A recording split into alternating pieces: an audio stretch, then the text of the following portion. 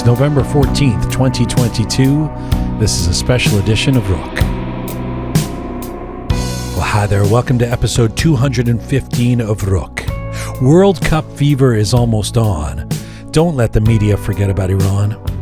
I'm jianghomeshi. Hello to you from Toronto. Salam dostan aziz. Durud bar shama. World Cup fever is almost on. Don't let the media forget about Iran. Do you remember some years ago when the Green Movement was at the zenith of global attention and then Michael Jackson died and occupied the headlines for days? Well, wherever you stand on Team Melli and boycotts in Qatar, let's do our best to not shift attention away from the criminal and murderous regime in Iran. It's not a profound point, but it's important to see. Nothing is exactly the way it used to be. There's a new normal for those of us of Iranian background, and it's about supporting a revolution that stands to finally, feasibly change the face of the country of our ancestry and the global reality in the process. So you'll forgive us if there's a little trepidation about our erstwhile favorite tournament situation. If you're a real international football fan like me, you live in a competitive bliss every 4 years when the World Cup takes place. There's simply very little the same as the universal appeal of the beautiful game. And now Canada and England and many of our favorite players, can I really say I'm not intending to watch? Will I really not want to revel in the excitement of it all? But then this year we're confused and almost aching for cancellation. You see, somewhere between the human rights violations of Qatar and photos of Team Melli with Raisi, there is reason for some deflation. And there's still so much we don't know. Will any protests make a dent? Will the players dissent? Will other countries join the cause? Will the murders in Iran give any footballers cause? Well, we do know three things. One, Qatar and its not-so-furtive bromance with the Iranian regime has meant regulations dictating that there will be no sanctioned discussion or reporting of the revolution and the bloody crackdowns happening in Iran. Two, FIFA, in all its trademark unethical reverie, has declared that it will not allow any politics to pervade the games, as if we're supposed to forget that it was only earlier this year that they suspended the Russian Soccer Federation.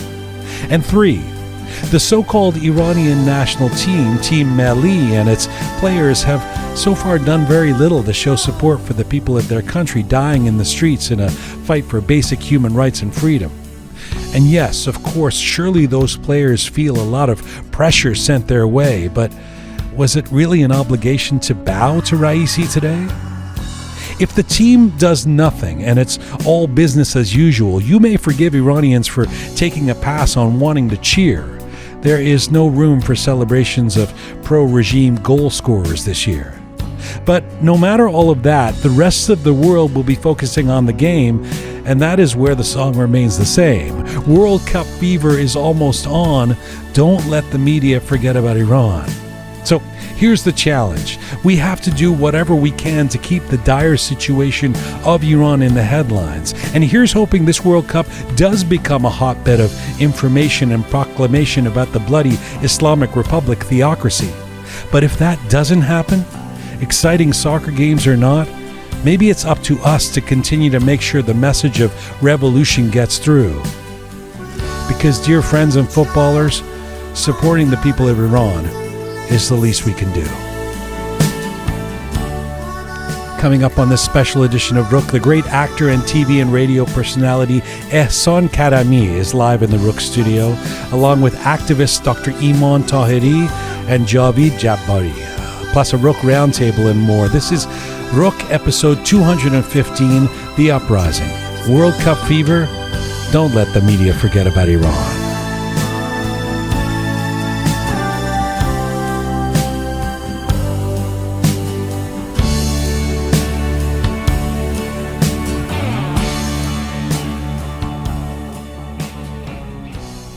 All right, here we go. Salam dostan once again. Coming up, a very big show. We're here in the Roqe Studio, and actually all of our guests on this edition of Roqe are going to be in the Roqe Studio, including, in just a little bit, actor and TV and radio star. If you're an Iranian inside Iran or outside Iran, you know his name, Ehsan Karami. will be joining us in the studio here.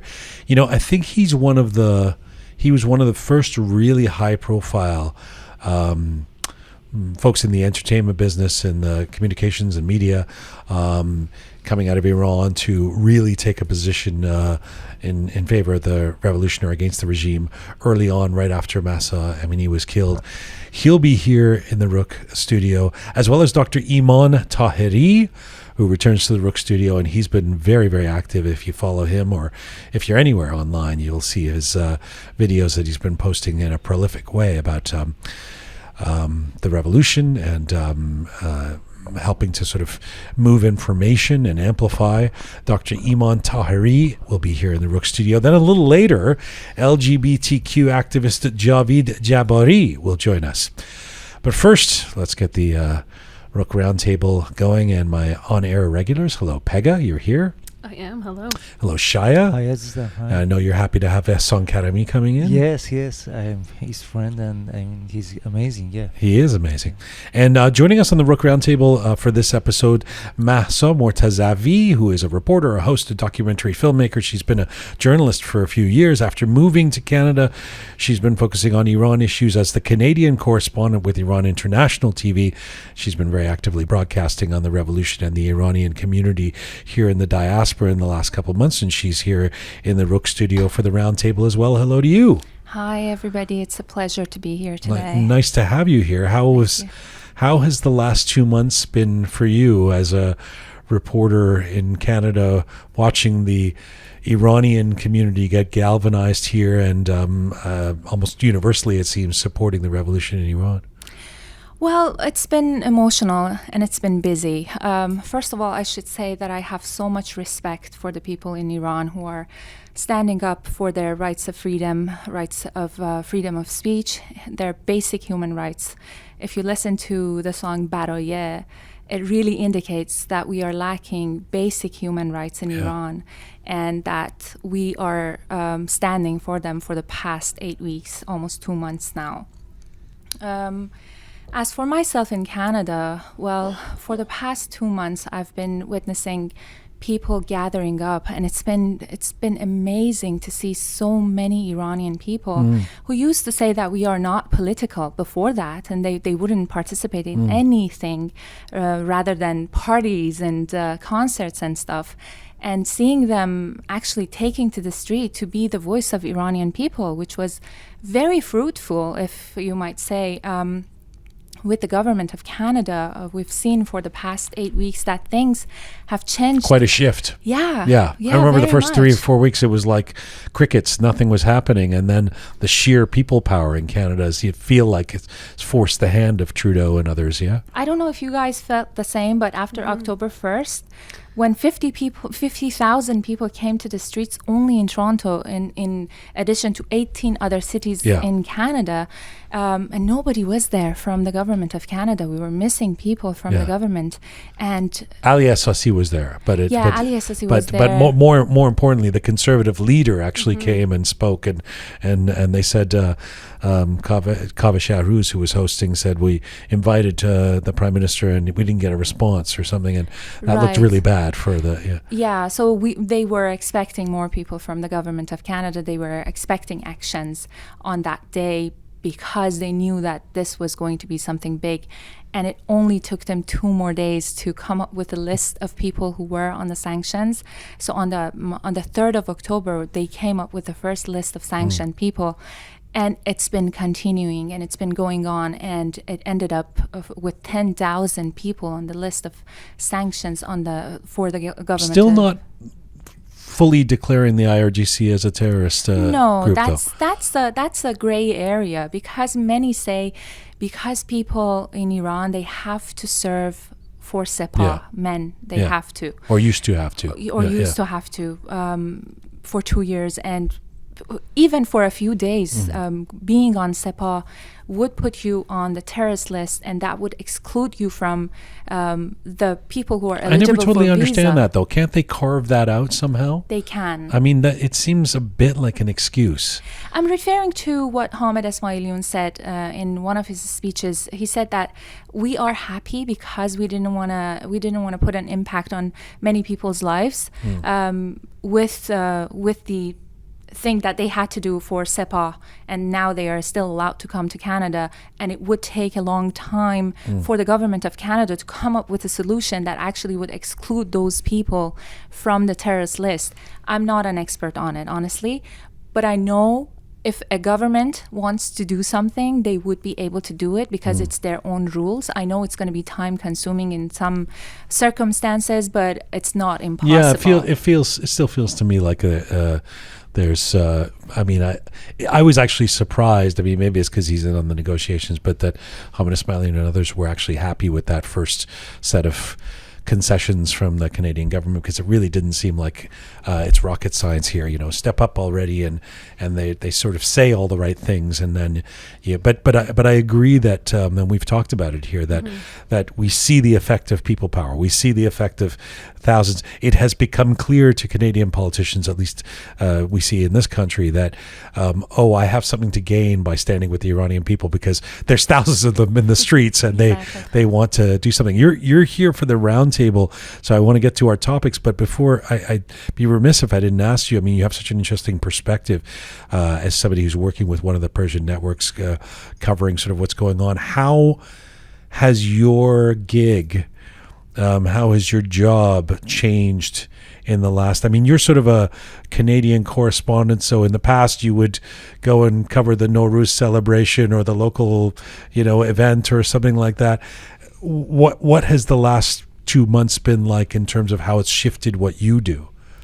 Jian, to be honest, my life changed after flight PS752 was downed. That was something that changed me personally, and I am not the same person. So after flight PS752, Canada got very much involved in the politics of Iran, although we don't have any political relations with Iran since 2012 in Canada. But that was the event that turned Canada into a very important, I don't know the right word for it, maybe hub for the Iranian Canadians and for the Iranians inside of Iran as well. So again, we are happy people in Canada. Iranians live a good life here. We did have many celebrations that I would cover. But for the past 2 months, I haven't covered anything but the rallies or the arts that are related to the movement in Iran, the revolution, if you might say, for a better word. How did 752 change your life? Well, in the area that I live, in the school that is very close to my home, we lost a 7-year-old girl. I have lost many friends on that flight. It could have been myself, my friend. I think I've met many of these people, like 176 people on the plane, 138 were flying to Canada, 55 citizens. So it's a big deal for Canada. And having 29 children on that flight, it really breaks my heart because I had to sit through all the stories they had to tell me. I was involved with all the families, many of the families here in Canada. I have cried with them many days. And it's become so personal to me that I can't separate it from news anymore. It feels like family to me now. So it's changed me personally, really. Like, it's affected me so much that whenever I see any picture of these people, their history, their life, their biography, everything comes to my mind. And it's a huge community here, the Iranian Canadian community, but not too big that we weren't all somehow. I had friends on that flight. Like we all. You can't find somebody that didn't have some connection, and that's why it does feel really personal. And it did change the Iranian Canadian community everything changed after Flight 752. I feel you're right. I mean, in terms of galvanizing the community, politicizing the community, a serious new layer in the community, and of course some voices emerging as perhaps de facto leaders of our community as well. Let me bring Pegah and Shaya in here, and let's get going with the Roqe Roundtable. Again, we have Ehsan Karami coming up, Dr. Iman Tahiri and Javid Jabari. But before that, we're less than, I guess we're a week away? 6 days. We're 6 days away from the World Cup, which, as I've been saying, it would be something I'd just be so excited about normally, and currently I'm confused. I mean, I'm literally confused as a desperate football fan who looks forward to this every 4 years, who is excited to have Canada and England in the World Cup as well.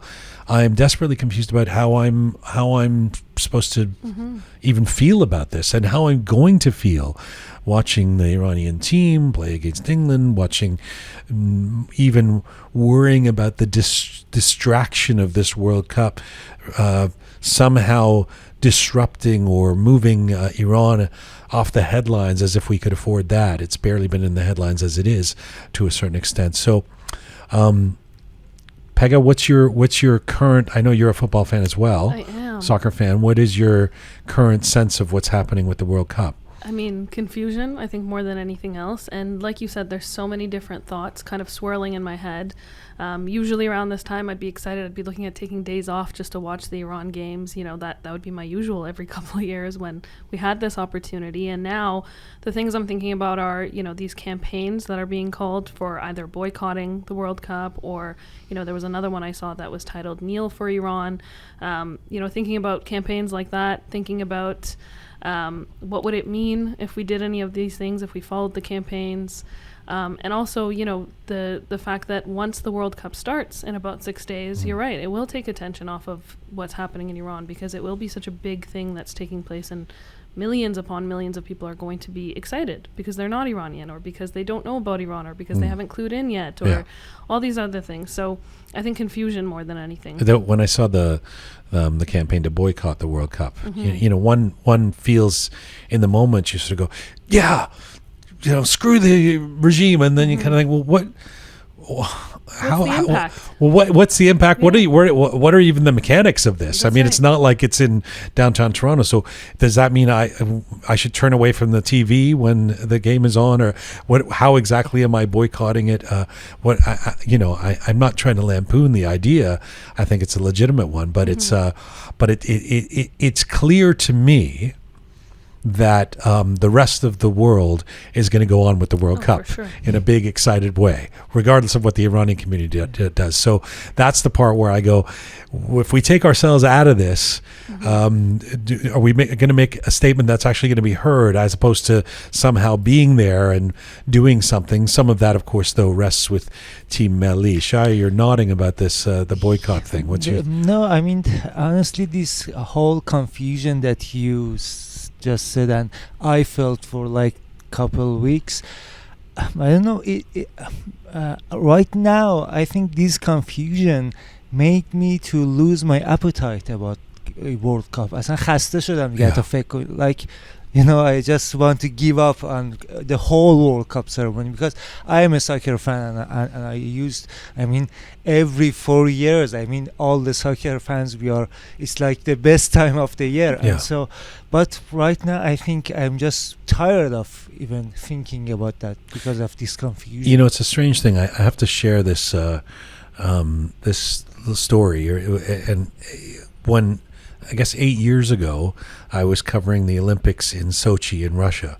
And we went there, I was probably there for a month or so, but went there about a week before the Olympics began. Mm-hmm. And because the Olympics were in Russia, and which even back then was, not considered great when it comes to human rights, etc., there was a lot of dissent and dissension about whether people should watch the Olympics, support the Olympics. A lot of Canadians were uncomfortable with, the Olympics in general, and now it's in Russia, and this had turned into some kind of a vanity project for Putin, who had spent billions of dollars on this Olympic village, and there's Russian people starving, and there were so many reasons the dysfunction of the divisions and the hierarchy within the Olympic Village there, etc.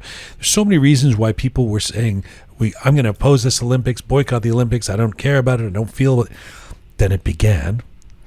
And there was a Canadian that did well in one sport, and there was an exciting race. Somebody set a world record in running, and basically everybody got into the Olympics and started getting all excited about it. And really, a lot of that stuff, other than for some hardcore activists, faded away. And I have to wonder whether there's something like that that's going to happen here. Like, it's really hard to predict exactly how this plays itself out. But once the World Cup starts, I mean, how do you stop a nation of 80 million football fans, in Iran from enjoying football? Is it the same as simply not going to the concert or boycotting a film or something like that?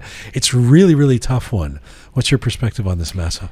I was actually talking to a friend of mine who covers the sport in Iran International TV. As you mentioned, I am a journalist there.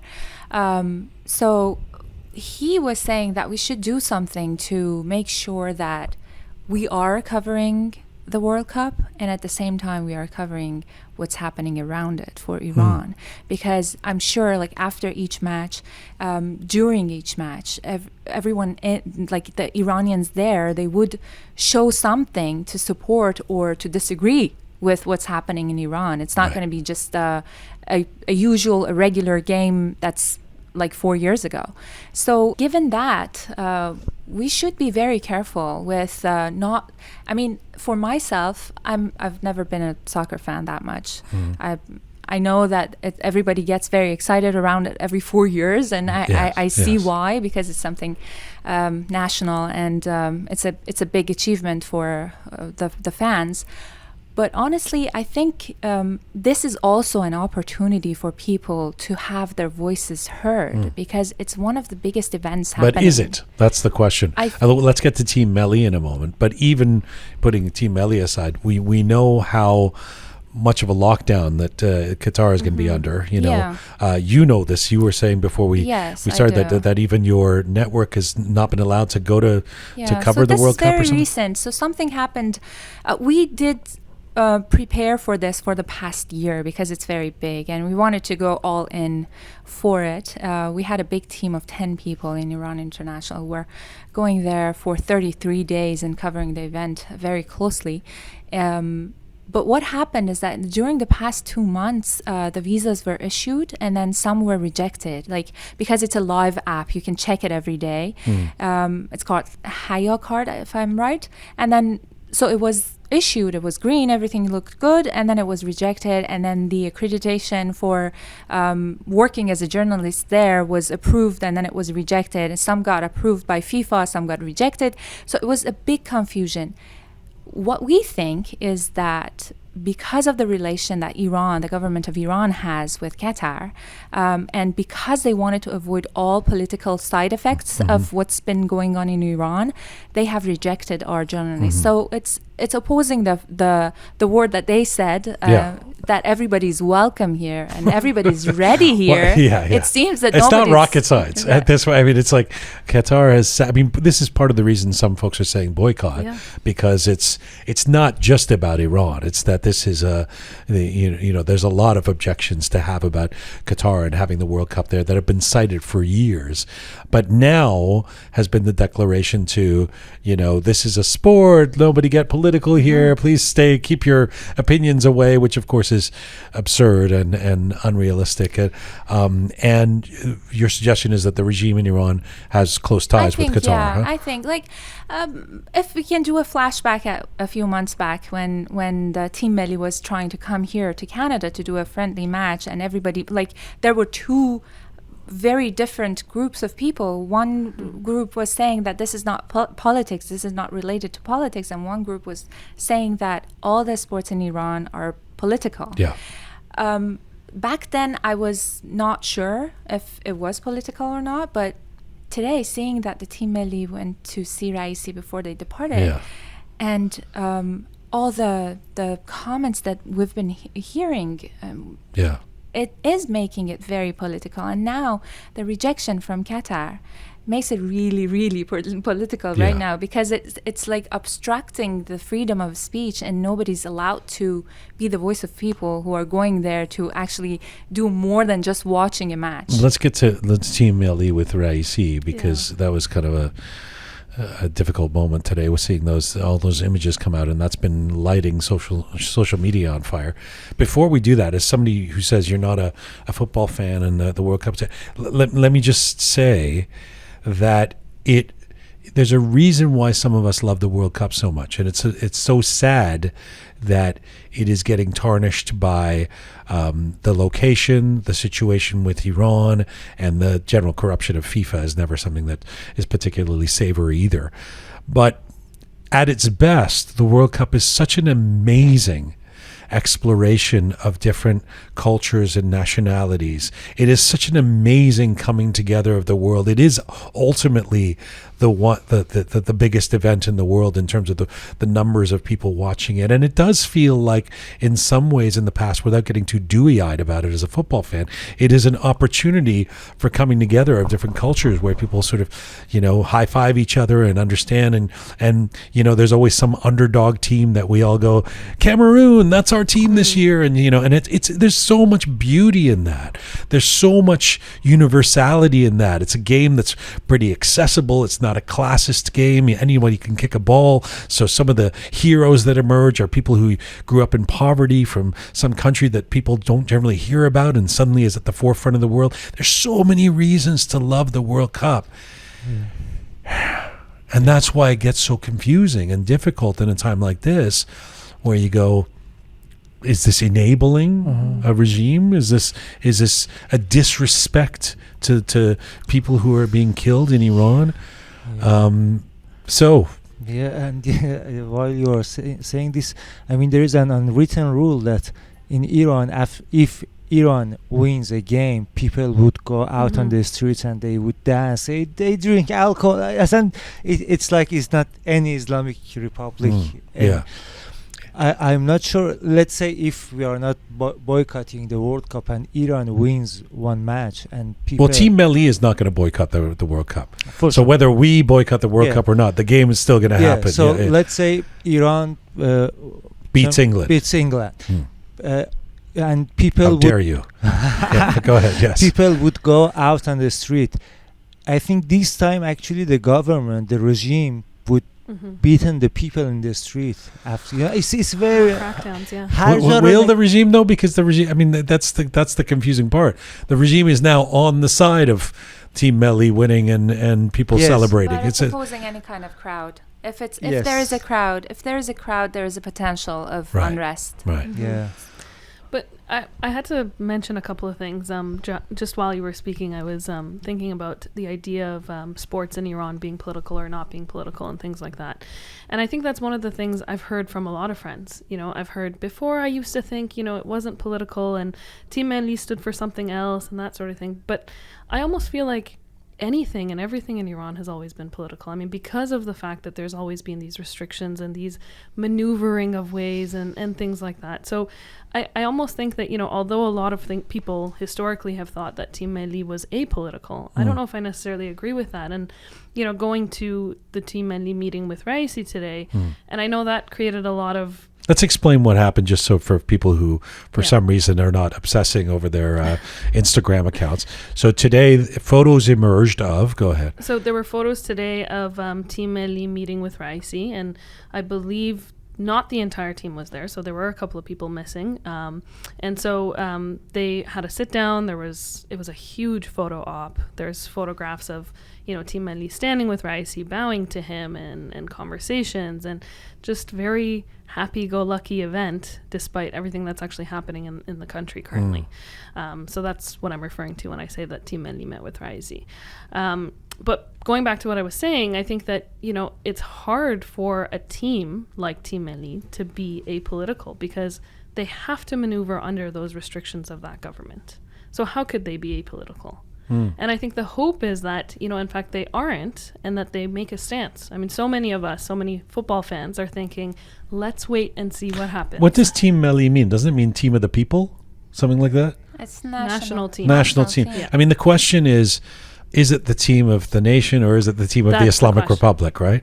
That's But my big thing is, it's the team of the nation who has to be observing the laws of the country. So how could it be apolitical? But the laws of the country also say wear a hijab, and Tarana Ali Dusti took it Of off. And, course. so I mean, there people are, it's a question of whether the Team Melli is going to stand up and be counted or not.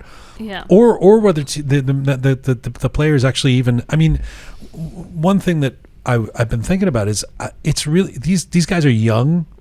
Even if you remove take this out of Iran, sports teams, especially big, high-pressure sports teams, well-paid, and somewhere like the Premier League or even in a big hockey league like the NHL or something, sports teams are comprised of a lot of young guys.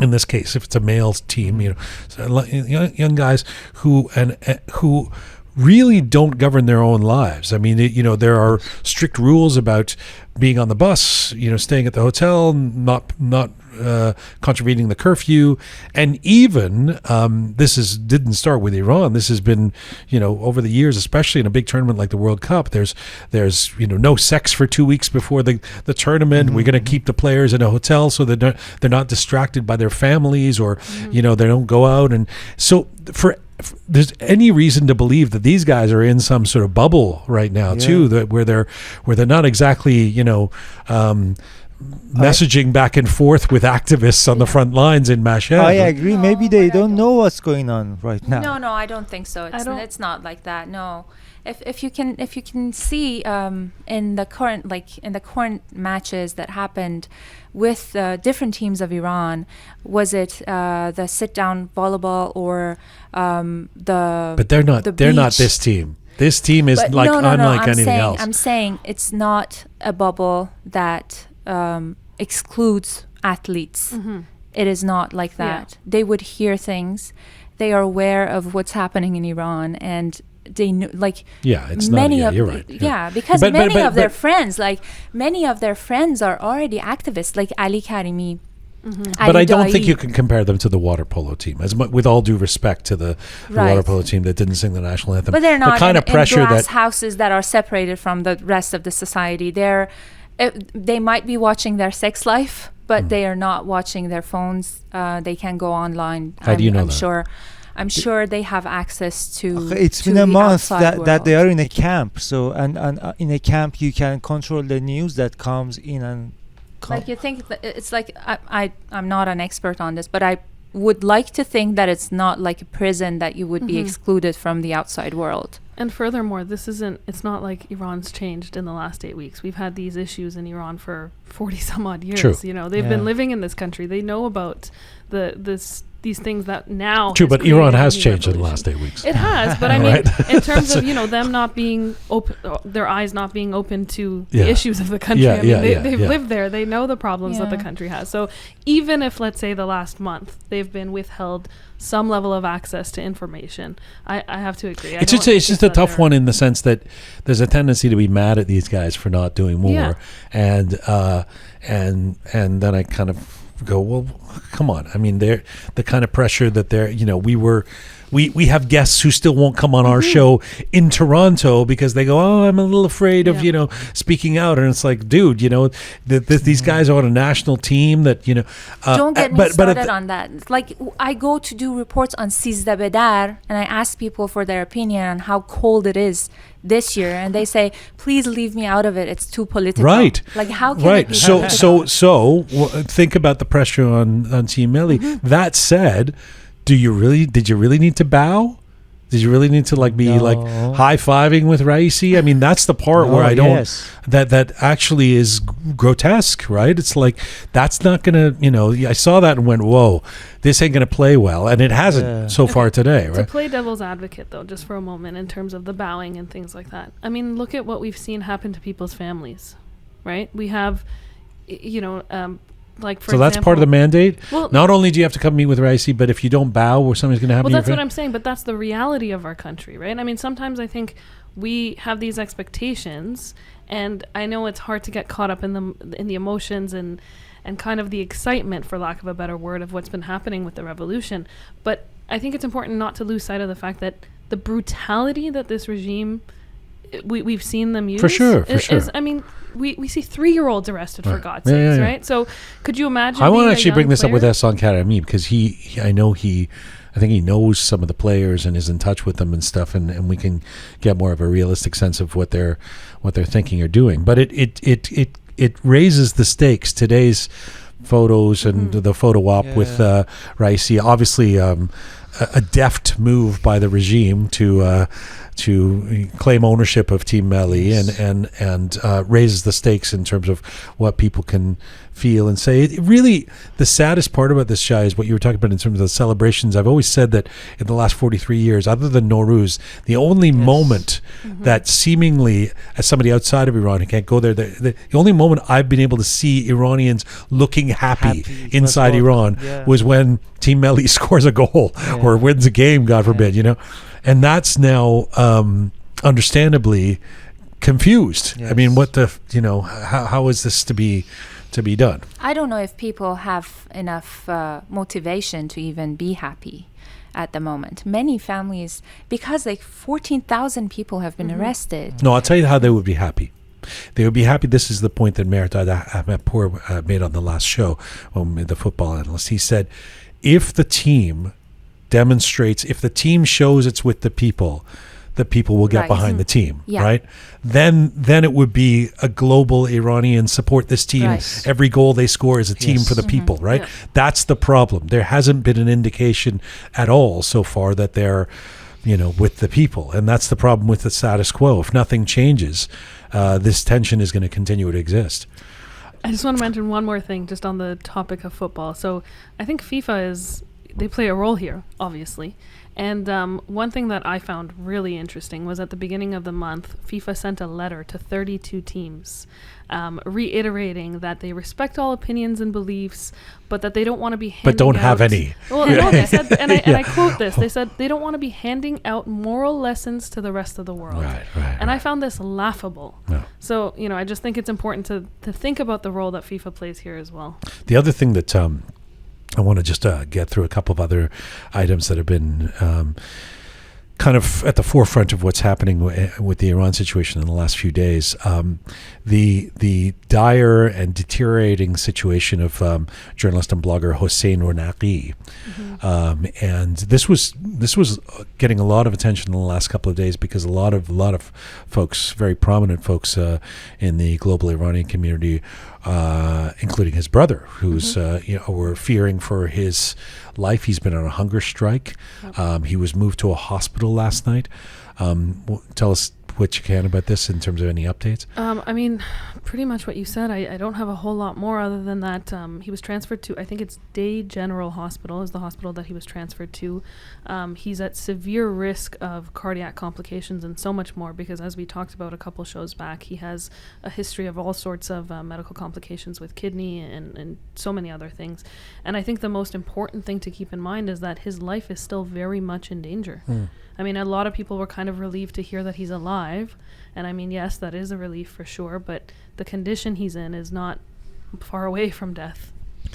The first time I heard Hossein Ronaghi's name was 2009 Green Movement. And the Green Movement was a movement that I think it was for the first time that people actively on social media, they try to raise their voice. And what Hossein did at that time, he provided VPN and so it's very interesting, like he made it easier for people to have to access to VPN and so, and they arrested at that time. And Hossein is one of those person that you can see he doesn't follow any agenda, you know. He just seeks the justice, and so I think in each movement people looking for those people that it's amazing with folks like him too, or like Toumaj is, there's videos emerging of Hossein Ronaghi saying some of us are going to have to give our lives for this. I'm willing to give my life if that's what it takes, if I have to, I believe in doing what I'm doing. And it's just heartbreaking, and it's so heartbreaking. Now, today, a photo did emerge of his from the hospital. I guess his mother by his bedside, and we see that he's alive and presumably not in horrible condition because he seems to be looking at her and talking to her. And that was taken as kind of a respite on the scary parts of this. What's your perspective on this? So about Hossein Ronaghi, I would like to add a few things. His theory is that the streets belong to people, and now people have took to the streets. So that's why maybe that may be one of the reasons that Hossein Ronaghi is so much more on the news these days. Beside the fact that he's arrested and his life is in danger, it's that his theory has become very popular among people, and people are on the streets of Iran and they're living it. Yeah, they're doing it. So it was him and one of his buddies, I don't remember his name, that were very blunt about this theory for a long time, and they have been writing about this for a long time, and now it's becoming a reality. So that's why maybe people are acknowledging him more, because you were talking before the show, not many people had heard his name before he was arrested. In the diaspora. Yeah, in the diaspora. Maybe. Exactly. Certainly Iranians know who he is. Inside Iran. Exactly. But now, because of the social media and how big it's become, I don't think that all the Iranians have sure heard his name these days, if not all the other people who are following the news, any kind of news outside of Iran. So that's one thing about him. And arresting people of such audacity, very strong people who are willing to give their lives, not only quiets people, it only angers them. Yeah. It only angers them. It puts more wood into the fire of their anger. And as we have seen by Day Hospital, as you mentioned, many people had gathered because they wanted to save him. They wanted to be there to prevent him from being moved to other places. There was a photo of that people say it was Ali Dai. So many people, famous people, celebrities, other people, they have been supporting him, and they're trying to save him. And as long as this continues, we can be hopeful that he wouldn't be killed. Well, the regime in Iran does have a great recent track record of introducing the world to fantastic people who, if they didn't know before, they now know, because it's like, not only did Shervin write an iconic anthem, but they arrested the fucking guy, so that now, so that everybody made sure that everybody knew him.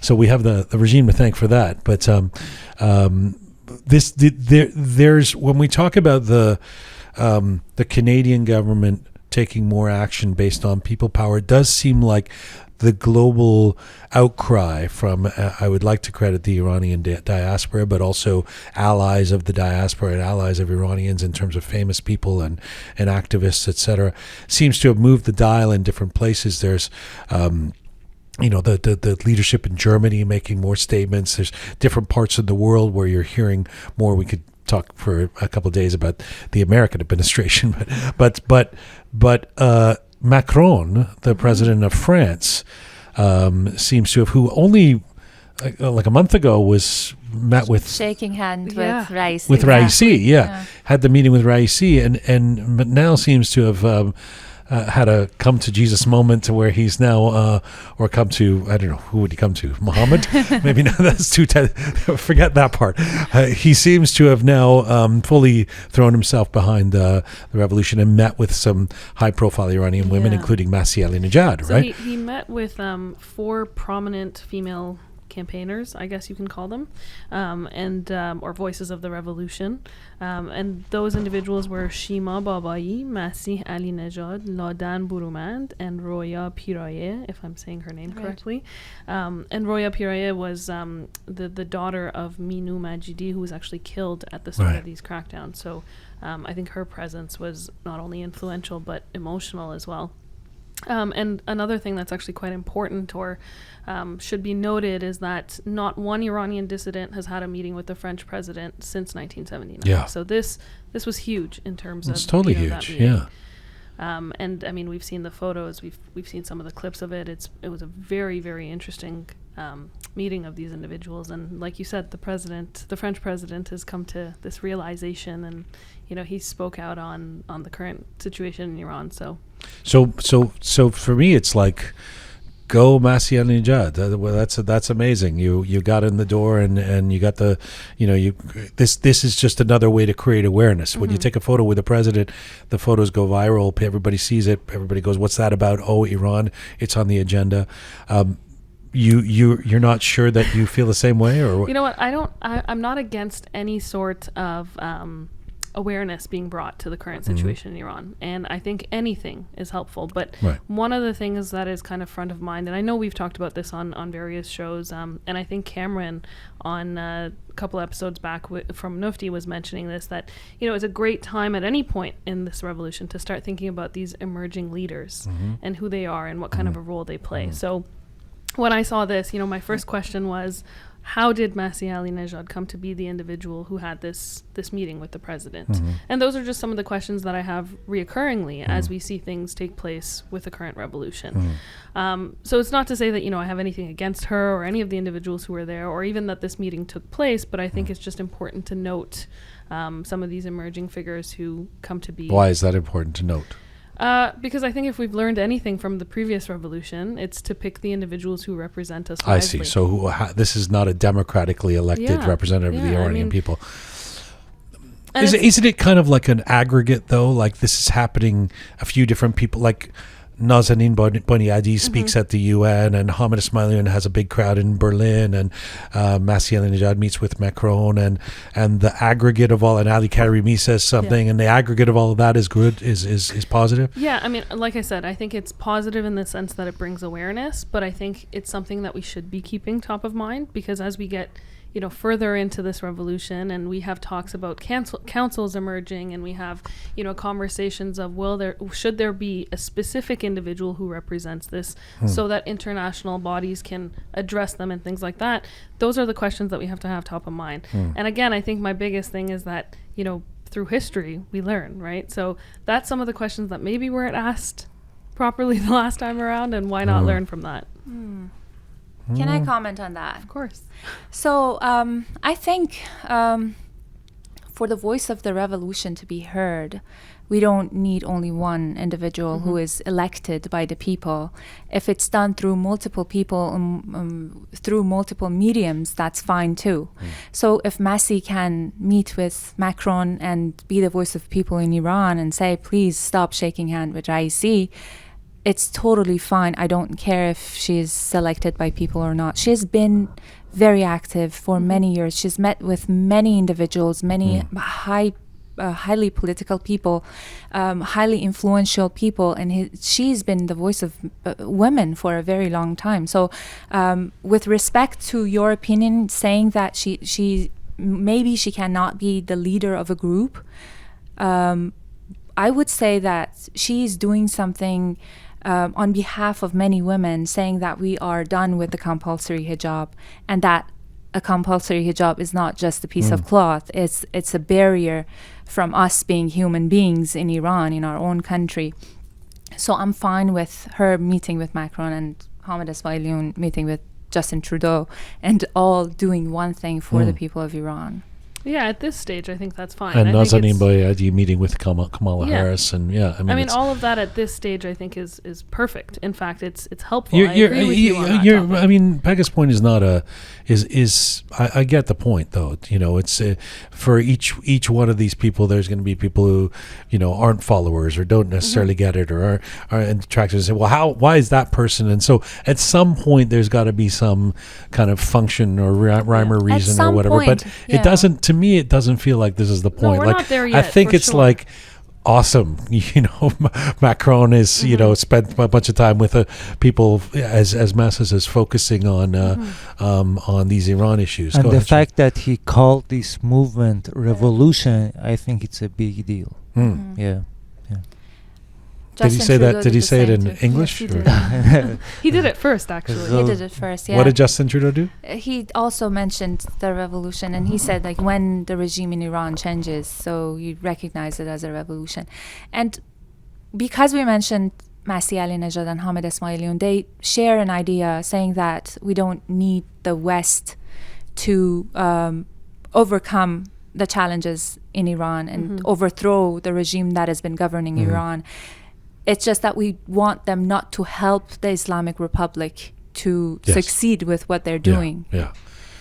So in that, we don't need you to come in and set up shop in Tehran and become the government or something. All right. Well, I think those are some. Then before we leave the roundtable here, we mentioned the UN, and we certainly done. I've done my share of battering the UN about inaction and passivity and quiescence over the last couple of months. But the UN Human Rights Council special session on Iran is finally going to happen. That's a long thanks way. to a few tireless activists who've kind of been pushing this. So November 24th, it's actually still a couple of weeks away or 10 days away. What can we look forward to? Is everything's going to change? The world is our oyster. The UN now recognizes us. I'm not holding my breath considering what we've seen so far, but any progress at this point is helpful. This actually came by at the request at the request of Germany and Iceland. They brought it to the table, so to speak. It's important to note that although they brought it to the table, at least 1/3 of the UNHR voting members had to support the proposal. So that's a huge number of individuals who've supported this, which is really important. What they've said so far is that they're going to try and address the deteriorating human rights situation in Iran, especially with respect to women and children. So that's kind of what's on the agenda. And like you said, it's being held on the 24th, and we'll see what takes place. Okay.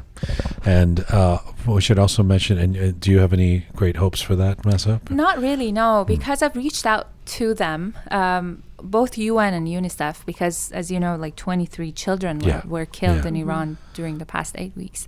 And I asked if they would share their opinion on it, or they would do anything on it, or even a statement, an interview, anything from them, and I haven't heard back. I'm pretty sure that I sent 8 emails so far, and I haven't heard back. And they usually respond to emails from media. They have a dedicated section that is replying to media, and they're not replying to this, so I'm not holding my breath either. There's been zero. I mean, it's we go from, hey, UN, at least recognize something that's happening here, to even if they do recognize it, how effective is it actually going to be? But thanks to the people who've created this, at least the possibility that there can be a special session. And I mean, these were the kind of things that when we carp about the fact that there's a double standard in terms of the way the world has supported Ukraine versus Iran. These were the kind of things that were important when it came to Ukraine. These kind of special sessions. So hopefully this can at least be something. And finally, this Saturday, I mean, I'm always I think it's a bit dodgy to promote one protest over another or demonstration, because there's so many petitions. And thank you to everybody who forwards your petition to us and says, can you talk about this one? But it's hard to pick one or two. But I guess when it is a global day, it feels like it's a little more newsworthy. So this Saturday, you wanted to mention that there's a global day of action again? So it's a global day of action. It's going to be a rally for Iran's revolution. Obviously, Toronto is one of the many cities taking part. I think I saw 72 cities so far. I mean, I saw even remote parts of Canada had put in their name. So it's amazing to see. I should mention, we meant to mention this, but we haven't. We didn't. That rally is actually associated with this being the current. This period we're in is the anniversary of the tragic and the horrible events of Aban, and I think there's strikes, there's actions planned inside Iran starting tomorrow for the next 3 days, and this is the Aban's significance. I think everybody's caught up on this in terms of our listeners, but I would go think ahead, that Mahsa. a reminder is nice to have for people who might not have heard about it. Aban, 3 years ago, in November, for 3 days, the internets were shut off completely, and then afterwards it was limited. So the government of Iran took the opportunity to shut down internet and kill people, and according to humanitarian organizations, 1,500 people were killed. Many are still arrested and waiting for their sentences. We don't know what's going to happen to them. And that was the beginning of the time that I personally came to realization that the government of Iran would do anything to maintain power. And it continued, and then it went on with the downing of Flight PS752. So it was like the beginning of mass killing of people just to maintain the power. One might argue the beginning was the 1980s when there was Right. mass killings of Right. people That's in prisons, etc. But absolutely, in terms of the In our contemporary, time, in I our would say. time. I mean, Yeah. there's been here and there Zahra Kazemi and all kinds of horrible things that this Neda, the Green Movement. But Right. but yes, this Arban was. I mean, Arban has also been kind of partly what's been an asterisk on part of the trepidation that everybody had about saying this is a revolution, this is the time, this is the is because of what happened in Alban and fears of the repetition of that, yeah, I mean, it's certainly something to mark. It's going to be interesting. These are the things that just to come back full circle to the World Cup and crowds assembling. This is certainly what the regime is going to be scared of inside Right. Iran. Any opportunity where a crowd can assemble, and if the crowd is big enough, it inoculates itself from being attacked, in a profound way. So we'll see what happens in the next few days with Haman. And we've talked about the power of people, the sheer number of people and the power that comes with that. And I think, what we've seen with the government in Iran is the fear that they have of that now, because they do see that strength in the unity, the solidarity, everything. I mean, all of it is what's adding to all of their fears now. So, thanks for being here, Mahsa. Thank you for Nice having to have me. you part of the roundtable. Thank you. Thank you, Pegah. Thank you, Thank you. Shaya. Thank you. And I'll see you guys on the other side. Let's do a little turnaround here in the Roqe Studio and bring in our first feature guests. They are getting set up and.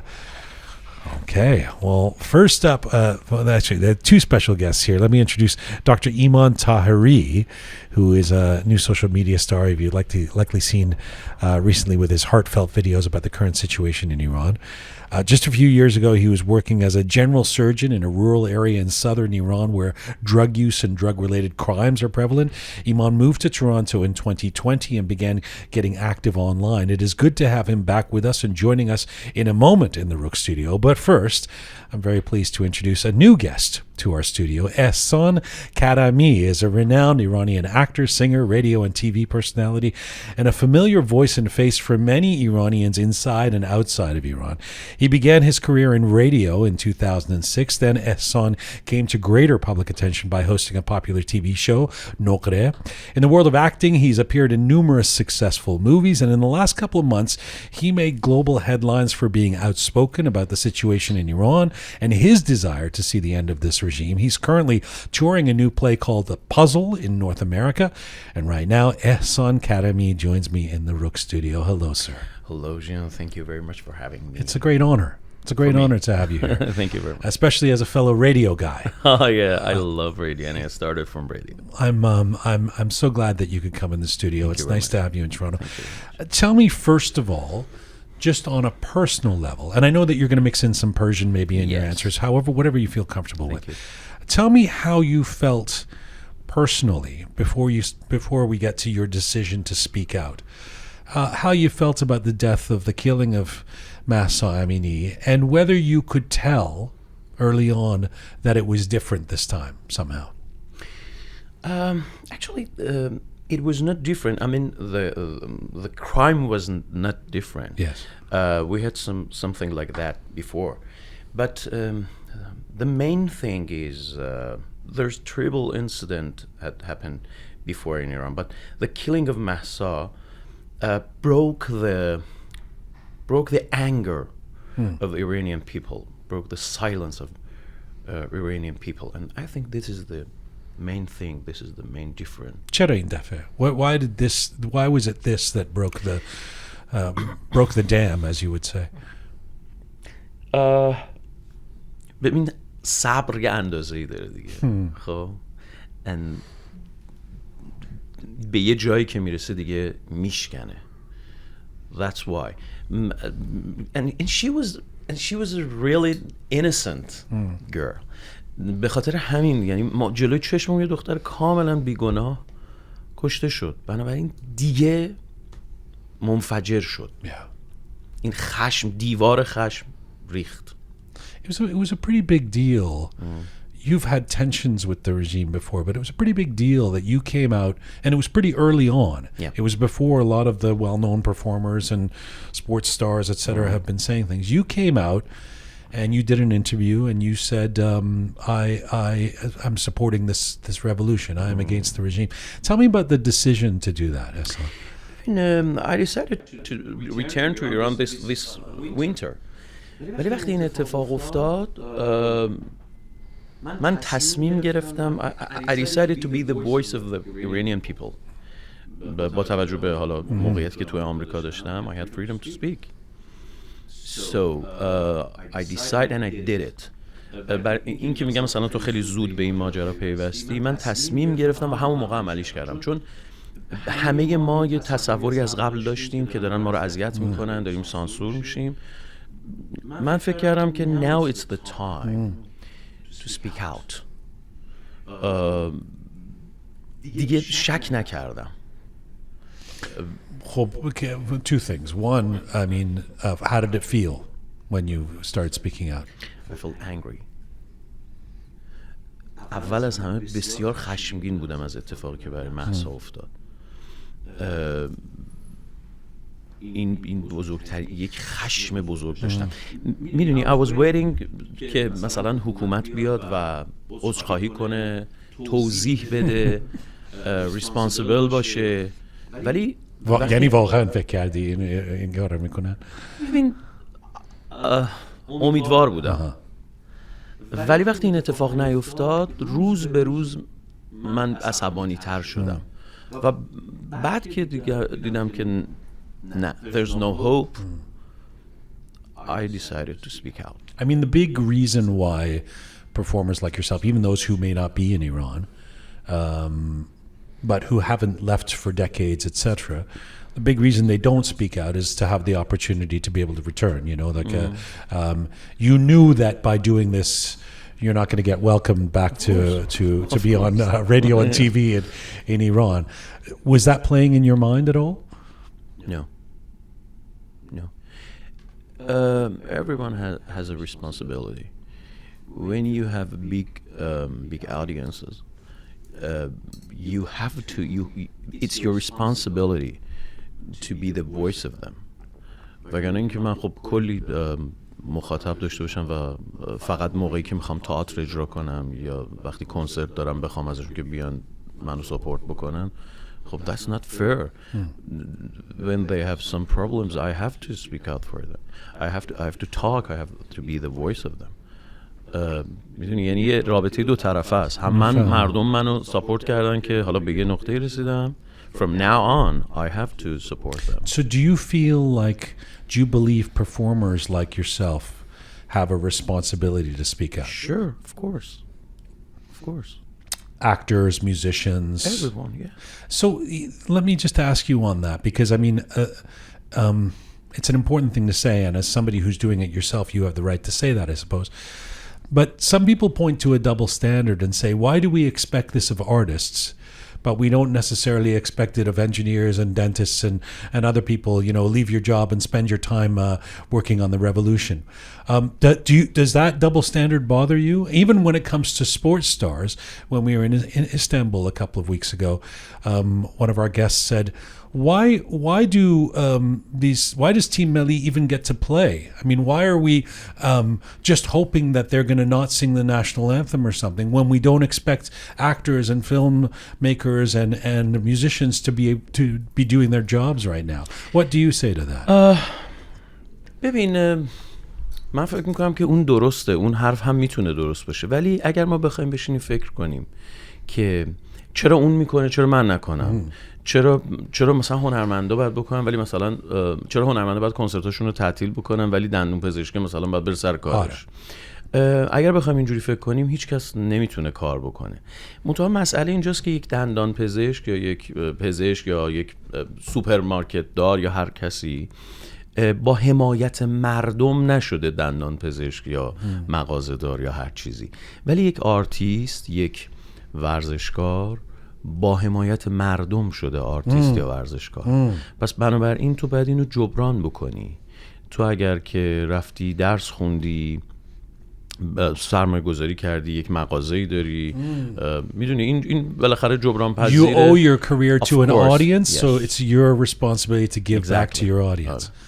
That's the point. یعنی this is the difference between celebrities and بقیه مردم. Right. Does it frustrate you that some celebrities are not speaking out or are on the fence? In some way I can understand them. And in some way I cannot understand them. بعضی هاشون میدونم چقدر گرفتارن، چقدر گیر دارن، چقدر مواظبت میشن، ولی بعضیشون هم نمیفهمم که چرا هیچی نمیگن. راستشو بخوای بعضیشون که حتی دوستای صمیمی من هستن متوجه نمیشم چرا حرف نمیزنن. باشون حرف میزنی؟ بله، با بعضیشون حرف میزنم. Conversation چیه؟ How does it go?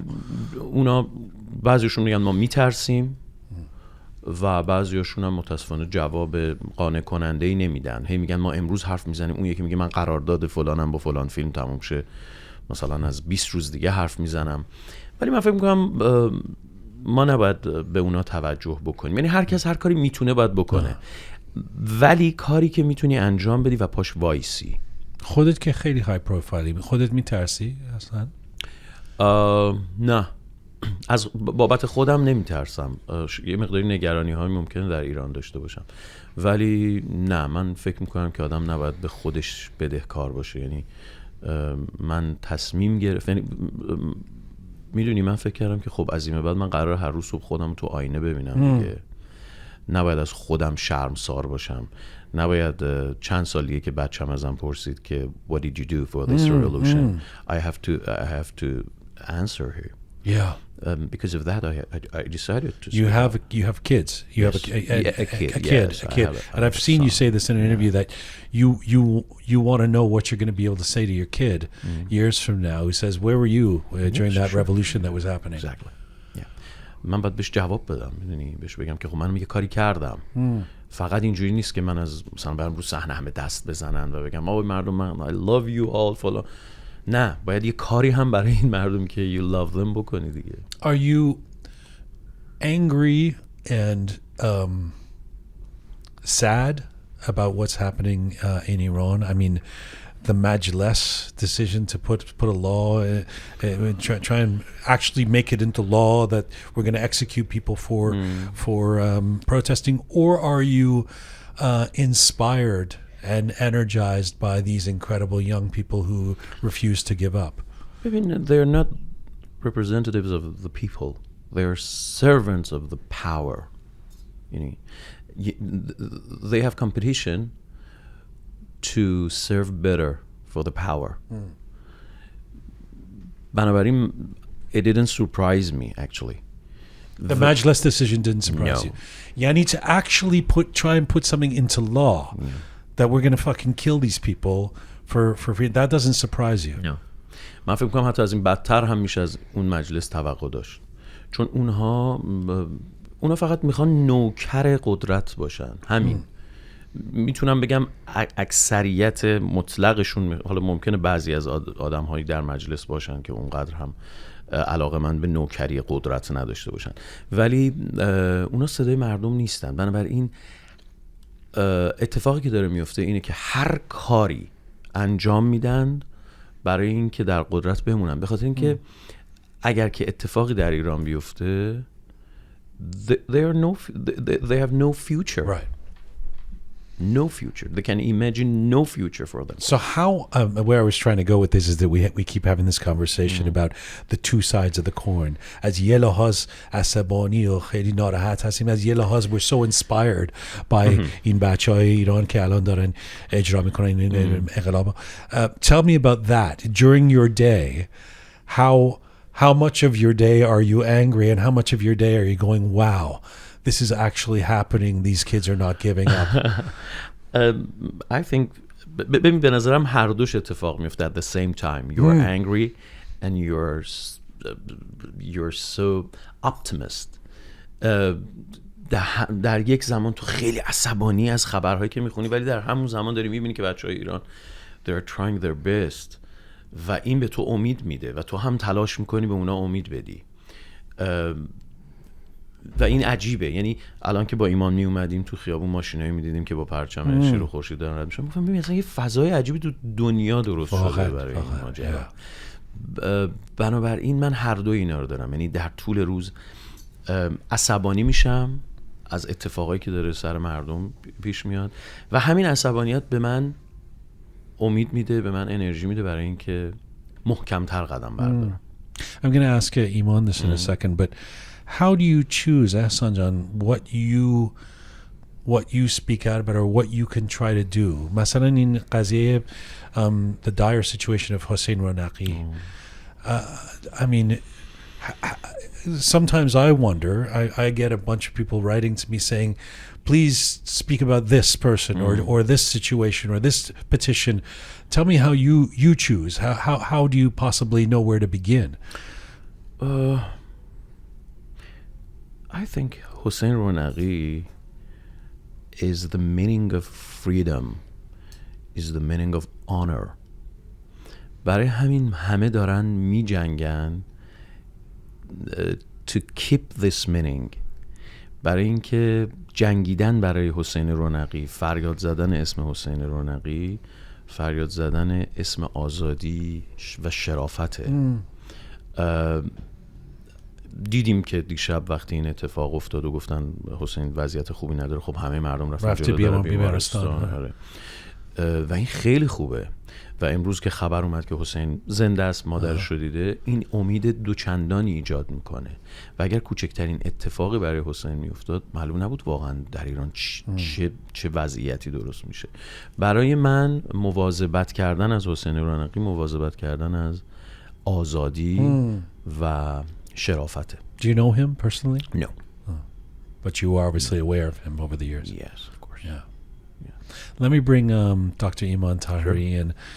Nice to have you here again. Hi. Great to be back. Thank you. First of all, and by the way, I didn't know about the bromance that you guys, the two of you, know each other for many years. Yeah. Well, yeah, we met first like about, I think more than 7-8 years ago back in Iran. And so I'm into art and performance and all this stuff. And Ehsan is a legend, as you know. And so we started this friendship, and I'm so honored to call him a good friend. I'm honored, brother. You've been prolific. I mean, I saw you about a month ago and said, "Wow, man, you know, I can imagine the same as the young people who are working on this Roqe team. That you must be exhausted, both mentally and in terms of the stamina it takes to be posting as much as you are. Not to victimize you. I mean, there are people who are being killed in the streets, but tell me how you've been handling all the information you've dealt with and your decision to just keep pumping out, trying to help in terms of you've become this kind of a resource for information that you spread through your social media. Well, yeah. So it all started as, you know, the exact day of Mahsa story spread it, and I posted my first video on September 16, I guess, and I mentioned that I posted on TikTok. I created the hashtag Mahsa Amini on TikTok. It's now over 1,500,000,000 some kind of like views now, and I just said that was a girl, and it happened, and she's dead now, and I ended with she was not the first, and I have a very little hope that she will be the last, and that's it. I didn't want to, you know, to just do something. You didn't know this was going to become your thing. I didn't know that. And then I start hearing that they're trying to conceal it. They're trying to cover it up. Say, oh, she had like some heart problem, and I saw it's not fair. And I made my first Farsi video and said, I'm a doctor, I know what's going on, I can see this is not what it is. And then I realized that there is a huge gap, that people don't know what's going on, and they really want to know. And I said that we had this conversation months back, that you asked me, so what's going on with you? What are you doing? Back then I didn't know exactly what is my role, what I'm doing, but now I see that. So I have the audience, I have the platform, I know what's going on, and I have nothing. I mean, this is my thing now. I just came to. How do you choose what you post about, Iman? Well, there are, and it's not a good thing, but there are many sad, horrible stories that I have to go through, and pick 1, 2, maybe 3, and just go through them. So for me, I have a strategy. When I talk in Farsi with people in Iran, I try to give them hope and help them out, with my medical stuff, or I'm not talking about horrible stuff in Farsi. That's because they already know. They already know what's going on, so they don't need me to tell them how horrible this stuff is in Iran. But when I speak in English with my English audience, with English spoken audience, which are like a huge part of my audience, I try to be honest, kind of like cold-hearted truth, I just let them know what is going on. And because at the beginning it was kind of like a social media trend. People didn't even know what actually they're supporting. They used the hashtag, they just wanted to, it was a wave. I didn't want it to be like this. I explained it. Even some big shots on social media, they posted something once, twice, and they just disappeared. But I wanted to let them know that this is probably the last hope for a nation, for a community, for a great country, that to get back to the free world. What do you hear from your first of all, I mean, I don't know, you haven't been hit by some of this shadow banning, and we got hit for a while where people couldn't see our stuff on Instagram in Iran, or even on some of our other platforms. Has that affected you? Have you? Well, yeah, I almost lost my TikTok account, and they banned me from posting anything, and now I have to be, so I was doing great back then, but now it's just it's kind of like not an active account yet. But my Instagram, I try to be more, because this is like your rule, right? They say this is what it is, and I already knew that. Over the past 2 years, I've been dealing with some stuff. I talk about Ukraine, I talk about other stuff. But it seems very selective, the things that I was quite surprised. I mean, it's quite benign. I don't understand what happened with us. I mean, but do you have any sense of what is getting blocked, and by whom? Well, as they say, obvious kind of like violence is not tolerable, and of course it's not, but what it seems to be, the sensitive content is a reality of a country that are asking for help. So right. But it's kind of like tricky to find the balance. So that's why instead of showing them what's happening, I start to telling the story with like 1 or 2 pictures, but I will tell the story. They cannot say, so the story is horrible, it's truth, and I'm not showing any like sensitive content. You're a doctor. I mean, you're a general doctor, but we had a psychologist on the show a few days ago, and we keep hearing this mantra of you have to balance yourself, because we already had a collective trauma of the last 43 years, and now sort of doom scrolling through social media has led to lack of sleep for many of us. Has led to kind of this internal torture. What is your prescription around that for yourself? Well, it's not easy. Me, actually, please. Or for Ehsan, yeah. Well, honestly, it's not easy. I mean, as a general surgeon myself, I've been working on trauma bay for years, and I've seen everything, almost everything, regarding to trauma. And but even me, there's like many occasions that I burst to tears. I cannot control myself even. The stories are. Do you try to turn off for a few hours? Do you do any of that? I mean, not really, but but I try to use this anger turn it to energy to be more motivated about what I'm going to say. And but yeah, so you probably need some time off if you cannot handle it. And you think, you know, like, I think the whole concept of this revolution is a right-minded thing, right brain movement. What does that mean? It means that is, so they call it like a feminine revolution. It's all about creativity. It's all about intuition. It's all about momentums that has happened. Have you noticed that it all started from saqqez, where women cut their hair, yes, which is a feminine act. It's not about gender. It's about, you know, how you can tell the world that you're extremely exhausted and angry and hopeless, and this is the last thing you can do.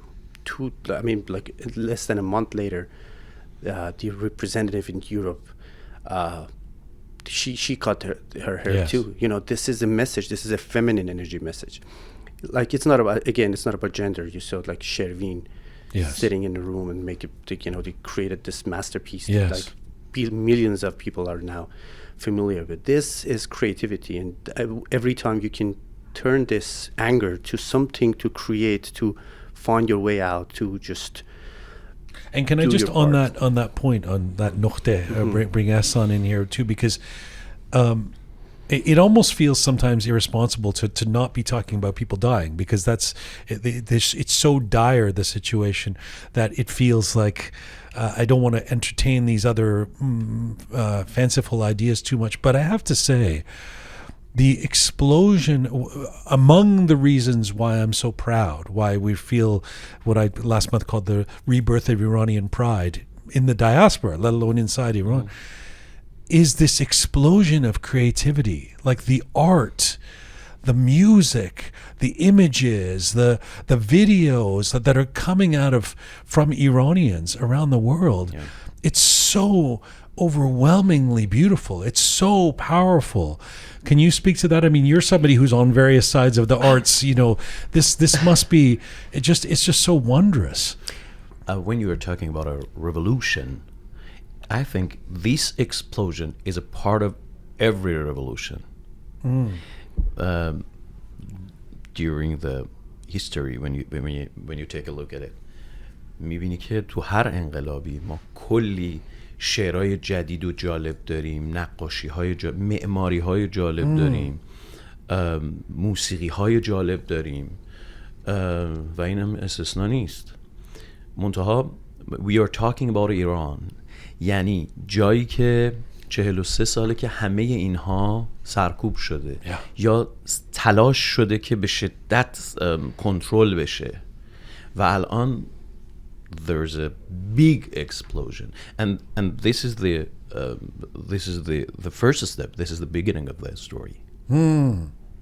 Do you guys? I mean, it's 2 months now, or no, it's more than 2 months. It's just past 2 months. Today, how do you feel about where this is going? How do you feel in terms of I mean, if you were to be honest, I mean, there's no correct answer. I'm talking about your feelings.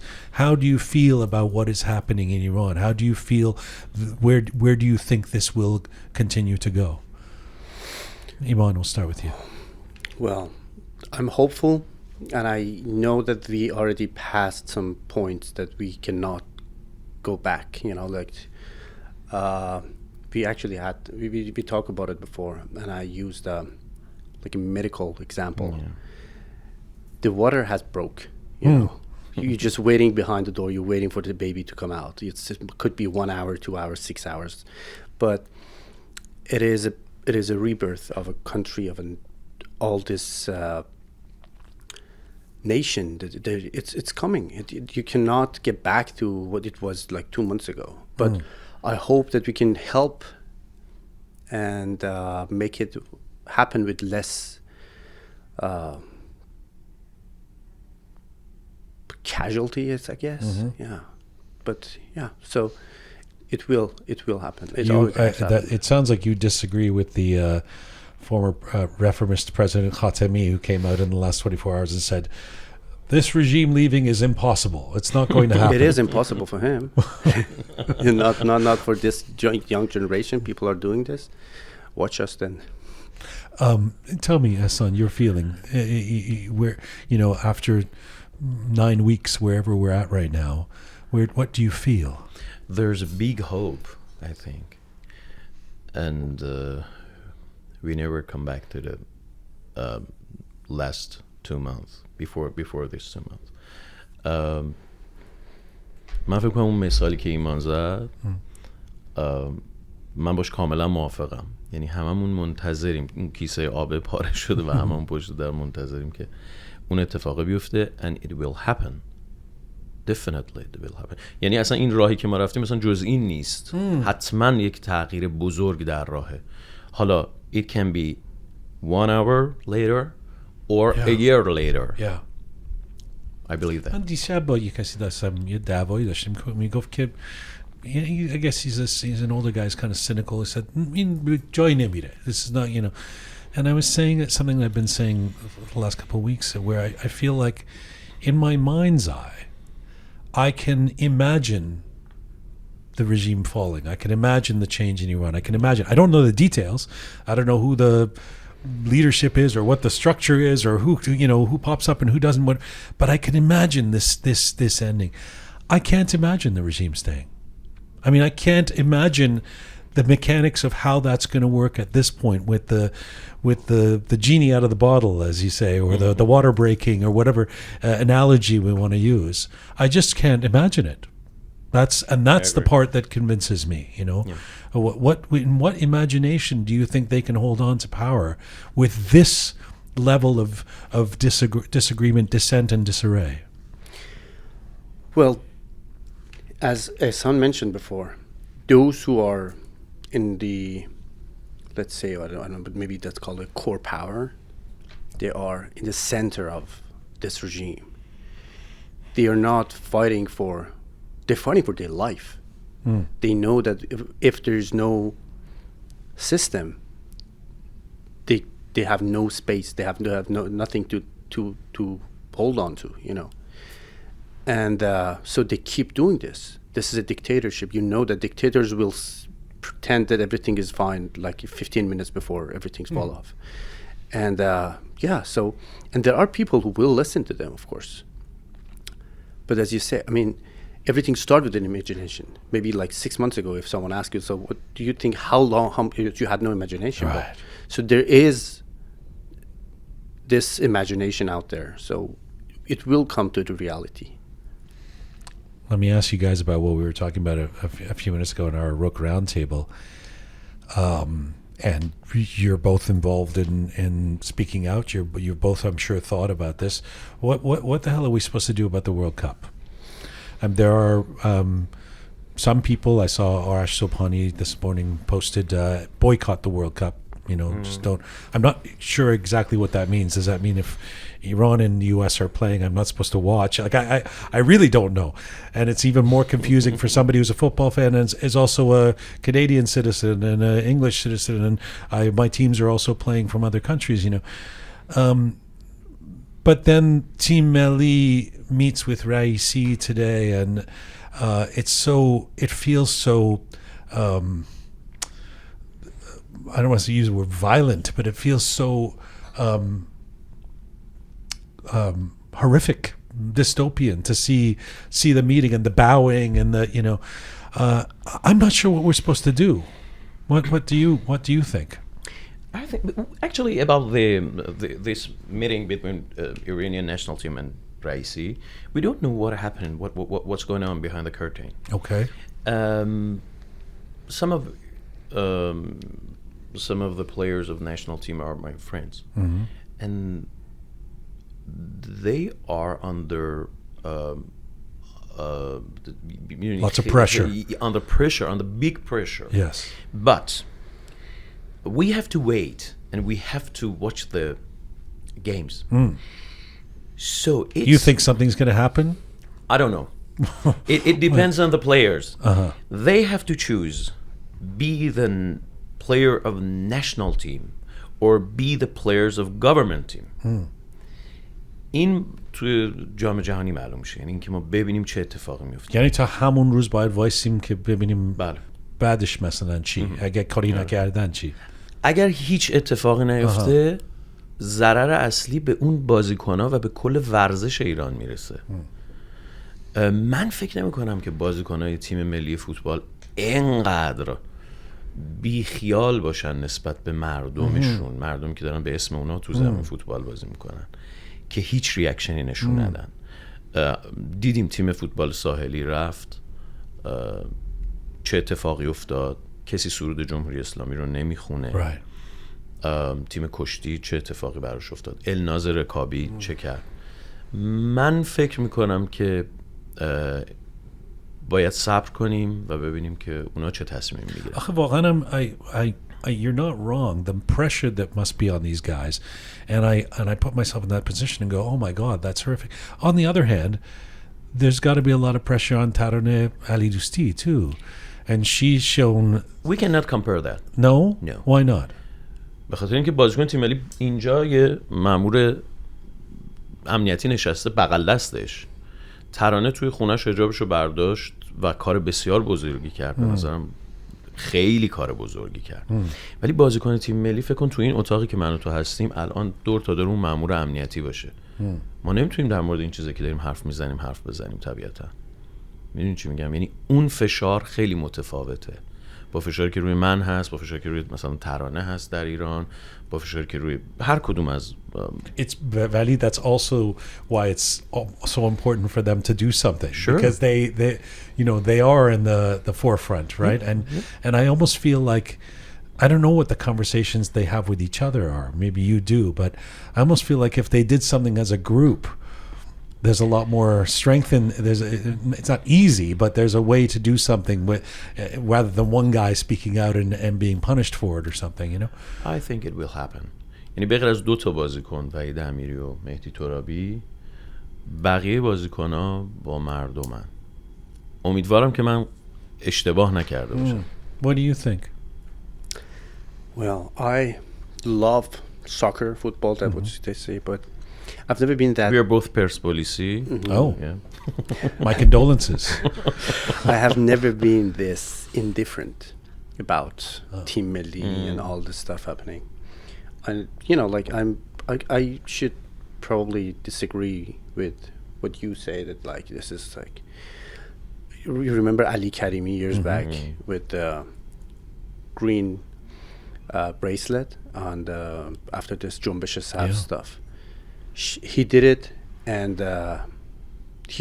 he's been doing this for years, and you can stand your ground if you want. You can stand your ground, but there are momentums that can come up, you know, with the Surud Melli or like national anthem. That's not Surud Melli. Even خود مسئولین و اینا هیچ وقت بهش نمیگفتن سرود ملی، همیشه بهش میگفتن سرود جمهوری اسلامی. الان تا زیادشون افتاده که سرود ملی. Yeah, but you cannot expect a team, like a national soccer team, to change the regime. So they can just show the support, and I hope that they do something. But there is no, you know, the thing is not there anymore. I don't care about it. Like the result and what's going to happen. Yeah, probably will just show. It'll be very interesting to see what happens. I was saying earlier in the roundtable that I covered the Olympics in Sochi in Russia 8 years ago, and when we first went there, everybody was complaining about human rights issues in Russia, and you know, I thought maybe nobody's even going to watch the Olympics. You know, Canadians were angry about the situation in Russia. Once the Olympics started, all of that faded away, and everybody was who's winning the medals, what's happening in the competition, and I dare say one of the concerns I have is that if you remember during the Green Movement, famously Michael Jackson died right around that time, and suddenly the rest of the world's attention went to Michael Jackson rather than the Green Movement, where that had been in the headlines, and that we may go through a 6-week period where the World Cup derails, in and amongst other things happening in the world, Ukraine, American politics, whatever it is, derails attention being placed on Iran. And I'm not sure exactly what we can do to help support that not happening, other than keep keep the awareness going. Exactly. This is it. This is our responsibility now. You know, like there have been different stuff. When the Iran situation came up, the Ukraine still wasn't top news, and we actually take it over. As I said, there are momentums that even not Iranians, maybe other countries support Iranian women, and you can just use it as a content. You know, you should. I mean, we are. This is on us to just keep this flame alive. And Ehsan, let me ask you this question then. I mean, we are here, you're here in Canada in the United States. What do you believe those of us here in the diaspora should be doing now to support the folks in Iran? Okay, let me tell you something about your past question about the World Cup. Please.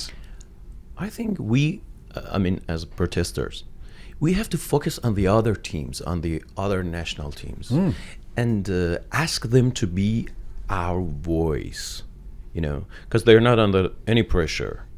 And everyone in the whole of the world know what is happening in Iran. So we have to ask them to be the voice of the people. این به نظرم خیلی راحت تره تا اینکه از بازیکن تیم ملی بخوام.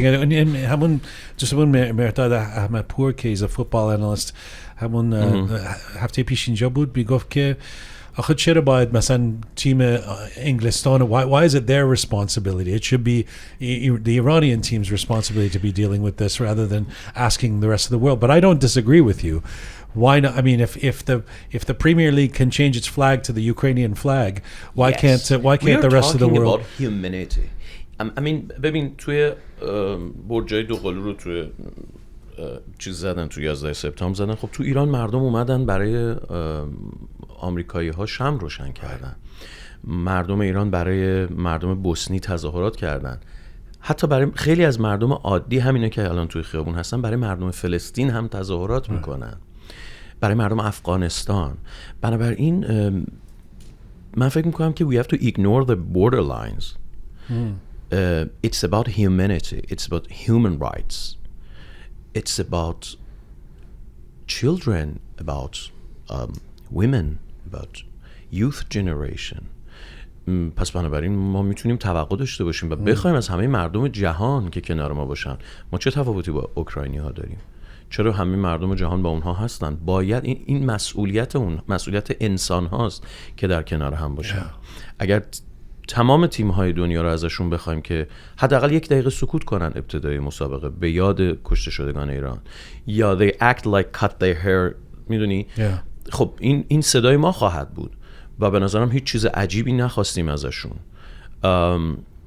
کما اینکه اگر در نقطه دیگری از جهانی اتفاق میافتاد حتما میشد از بازیکن‌های تیم ایران هم توقع داشت که اون رو در نظر بگیرن. این درباره سوال قبلی. What was the question?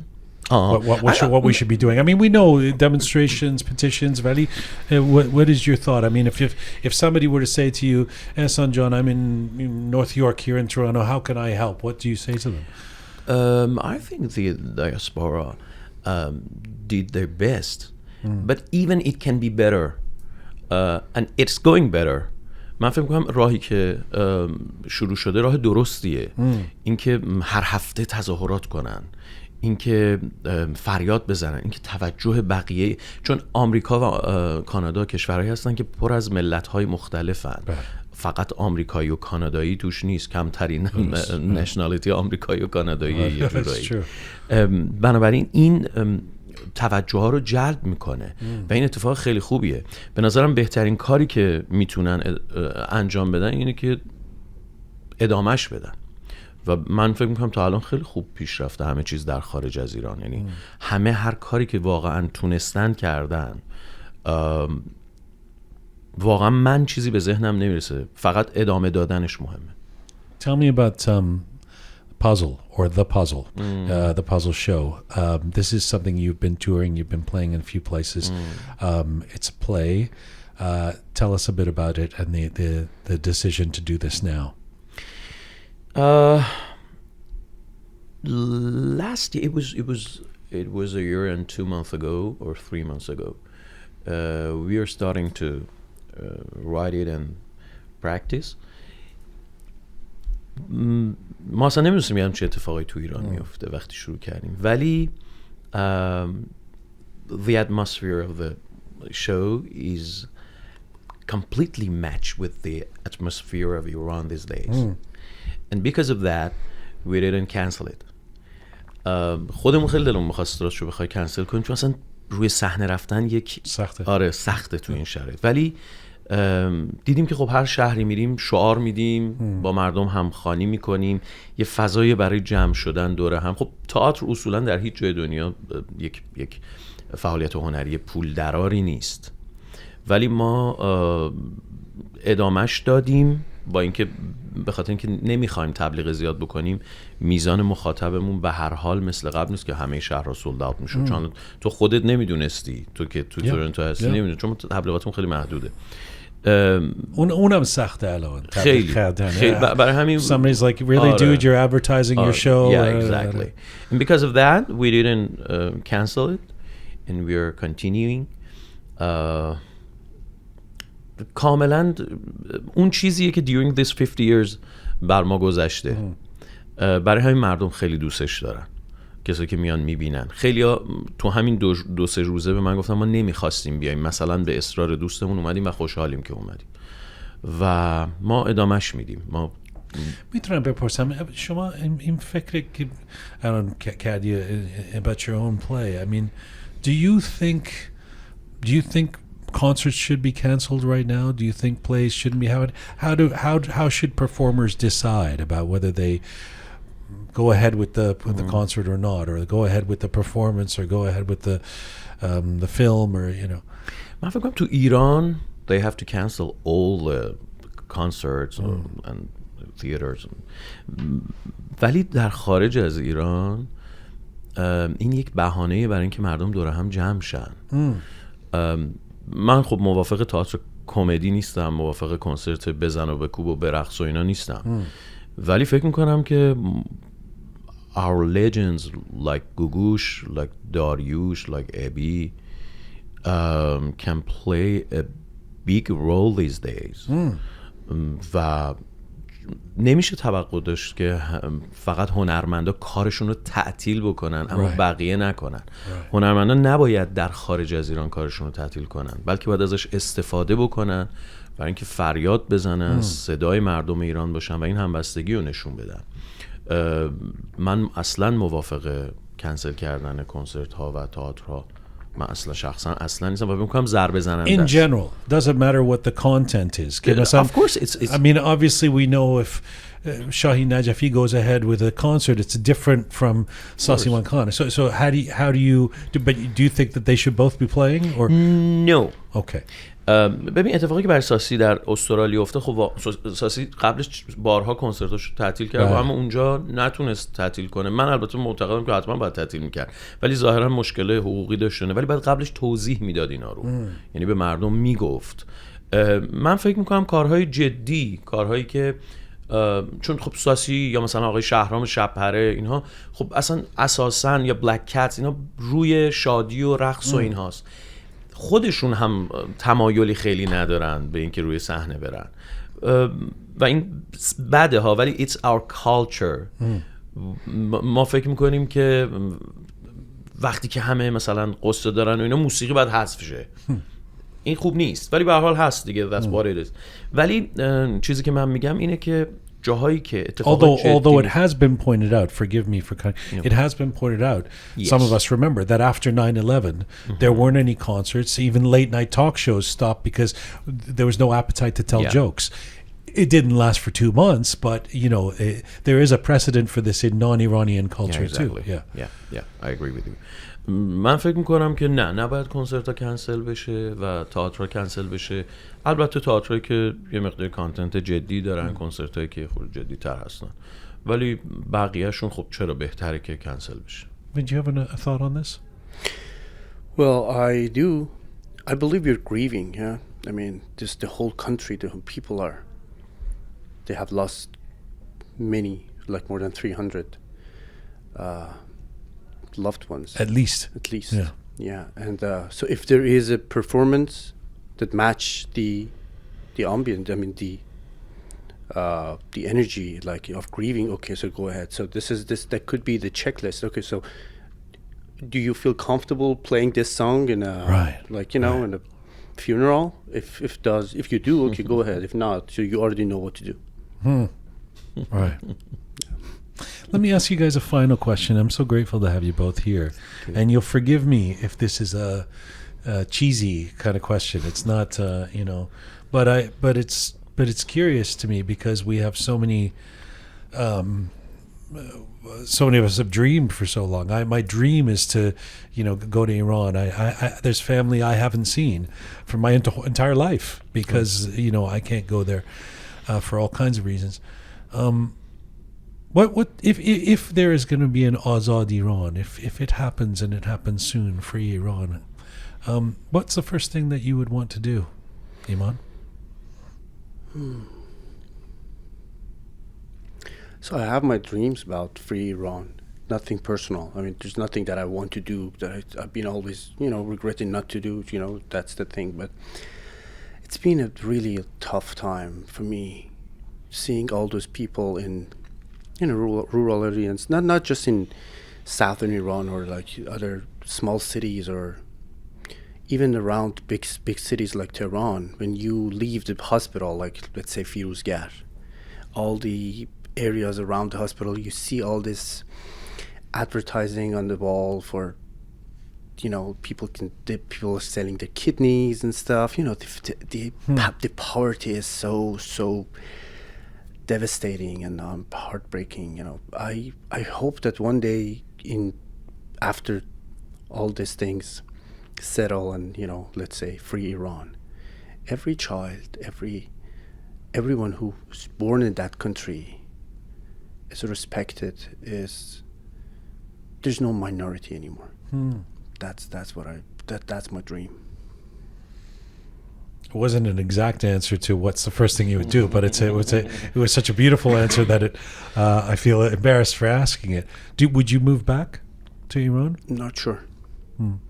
Yeah, I mean, I would definitely go back and come, back and forth. I love traveling. You realize that you've probably imperiled your chances of going back and forth for now. Yes, sir. Videos, yeah, obviously. But there was a certain point I had to choose. I had, as Ehsan said, I had to choose. My mom actually helped me a lot at that moment. What did she say? I was I started talking about it from the first day, but sometimes I hold myself back. Oh my God, what about that? What about this? And one day my mom, a couple of days after all this thing started, my mom watched one of my videos, and she said, I don't know how to say it in English. She said, "Madar shiram halalet." Yeah. So that was the moment that I say, okay, I got the blessing. What about your dad? He's a conservative, old school dad, but he's proud of what I'm doing because, this is the right thing to do. Ehsan, do you have a dream for what you would do for the first thing you would do in a free Iran? The first thing, I will come back to Iran and take a deep breath. That's the first thing, and then I will do whatever I can to keep the freedom. After the Islamic Revolution, we couldn't keep. Our parents couldn't keep the freedom, but I think our generation have to do anything they can to keep the freedom. It's the most important thing, most important than the revolution, is keep watching out the freedom. It's a big challenge. Yeah. It's really a big challenge. Yes. I'm so grateful. Kheli much I can. Thank you so much for coming here today. It's really nice to see you. Thank you for having us. Thank you. Dr. Iman, it's such a pleasure to see you again. Thank you for doing this and for being here and for the work you're continuing to do. Thank you. It was great to be back. Thank you very much. Thank you.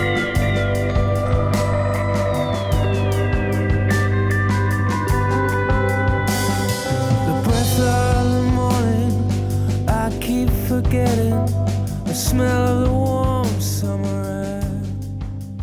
This is a special edition of Roqe, episode 215, The Uprising. I'm jianghomeshi. And another special guest who's walked into our Roqe studio, Persian Drag Show founder and producer Javid Jabari. He is an LGBTQ rights activist who's made it his mission to spread awareness and fight homophobia in the Iranian community for years. Javid has been outspoken about the ongoing protests in Iran. Of course, we've seen each other at demonstrations here in Toronto. It's nice to have him back in the studio right now. Javid Jabari joins me in the Roqe studio. Hello. Hi. Nice to have you back. Thank you. Yeah. You know, I see you, you're so prominent, you're tall, and you've got usually a big sign with you. I see you at the demonstrations. It's hard to miss you. Tell me, first of all, how the last 9 weeks have been for you. How have you been processing a revolution that is affecting Iran and the world? Just like all the other Iranian people outside of the country, I think we all have the same feelings these days. We wake up by looking at our phones and seeing the news, and we start our day with that, and that affects a lot our daily life. And at the beginning I was like, oh, okay, another thing going on in Iran, just like the other stuff, but another sad, horrific event. But this one has been, as we can all see, it has been a huge thing, and hopefully it goes somewhere that we all are waiting for. There's been some people who've been talking about the guilt they feel when they're in exile, when they're outside of Iran, that they're not somehow on the front lines there with the sisters and brothers, protesting in Tehran or in Mashhad or whatever. Do you feel that? Do you, on some level, wish you were there? Of course. And like, lots of ideas come to my mind to do these days, and I want to tell people, but I don't feel like I have the rights to do that because I'm not there. And it's not nice to tell people that what they should do, especially that when you're not in the same situation. Yeah, the implications are different from Toronto to Dastur the protesters in Iran. Are you in touch with activists in Iran? Of course. Yes. Yeah, lots of them. How's their mood these days? Just like the news that we hear, it's so up and down, and some days they say like, this is it, it's done, we got it, but the next day they're like, no, we still have things to do. Yeah, it really is up and down. It was interesting just a few moments ago having Ehsan Karami and Dr. Iman here and talking about should people be canceling concerts? Should they be going ahead with events? How do we judge these types of things? You made a decision very early on. I remember in that first week after the killing of Mahsa, there was going to be a Persian drag show, and you came out and said, I'm canceling this. I can't go ahead with this. We're not going to go ahead with this.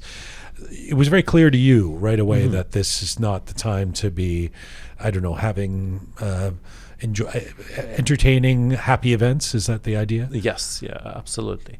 And it wasn't Persian drag shows event. It was the Middle Eastern night event that they have this tour that they go like all over the Canada. And it was, for me personally, it was a dream come true. But at the same time, I was like, okay, what should I do? The audience are not Persian, and most of the events are in a club. And if it was in somewhere else, like a banquet hall or something, I had lots of ideas for new performance, but it was just not suitable for a club. And also, on the other hand, how come you can go to a club and dance and do all this joyful stuff when you know that most of your friends are in the front lines in Iran, and they're risking their lives? It wasn't easy for me to do. Have you encountered people? I mean, we've been talking about this in the Roqe team. That one person that you were friends with on Instagram or something like that, who is still posting pictures going to the clubs and things like that, and you kind of think, or having a great time of life, and you kind of, have you encountered that? It's hard to see these days. No. I mean, yes. what happens when you couple of see- them? yeah. Couple of them. And do you unfollow? no, No, No. you just don't You agree. know, it's not a time that we should tell people what they should do. The base reason that people are on the street these days, from my perspective, it's because they've been told that what they should do and what they should not to do. Right. So let's not turn that into another episode of telling people what to do and not to do outside of Iran. You're obviously very involved in this. You cut your hair at one point on camera in solidarity with Iranian women and with Iranians who are doing that. You hold a sign, Javid, at these protests I've seen you at that says Iran for everyone. It would seem self-evident, you know, in and of itself, it's not a huge statement to make. What does it really mean? First of all, I want to say that like cutting my hair was the smallest thing I could do. Like at the beginning of this protest, I was like, "How? Okay, there should be a way that I show my own solidarity with a woman in Iran, and this is the least thing I can do. So why not?" And also, it's a amazing symbolic thing to do, I think, because it started with a woman in a graveyard to cut her own hair, and we see that like lots of women around the world they did that. Yes. So it's very important. All these little steps that we take, it all counts, in my opinion. And about the sign that I hold, it's I started holding that sign in the Pride in Ottawa this year, and when you talk to Persian people, and especially Iranian people, they because they haven't seen us, and Us being like the LGBT community, they think they look at us as outsiders. They don't know that like we are the people, we are the part of this country as well. And I started with a message that it says Iranian LGBT community exists, and then I was like, okay, it's just not enough. Yeah, of course we exist. Like it's stupid if someone thinks that Iranian people with like what Ahmadinejad said. And it's like there should be another message that I can show people. And it came to my mind, Iran for everyone is such a nice message, why not?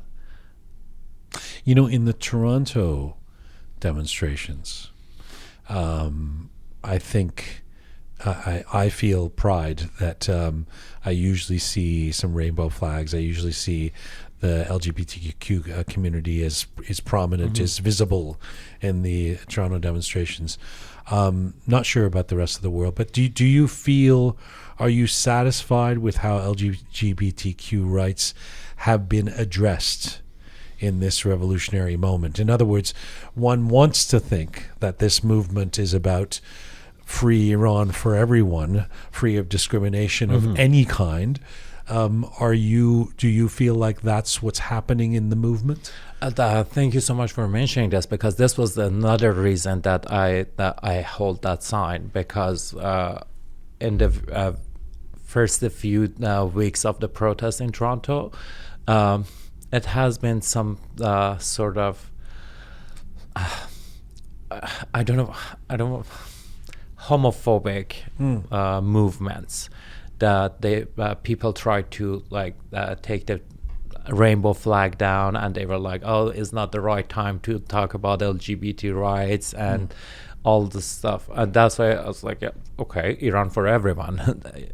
That's the sign that What do you mean they try and take the rainbow flag down? They actually physically take really? Yes, yeah. And we have a video that one of our fellows from the community, she was holding the flag, and police came, and the police officer was like, "Oh, it's better if you take the flag down.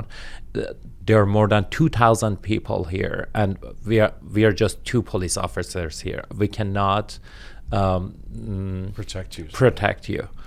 And all these things happened, but something I'm really, really proud of the LGBTQ, Iranian LGBTQ members in Toronto is they didn't give up. They were like, no, we are all chanting for freedom, just like all other Persian people here.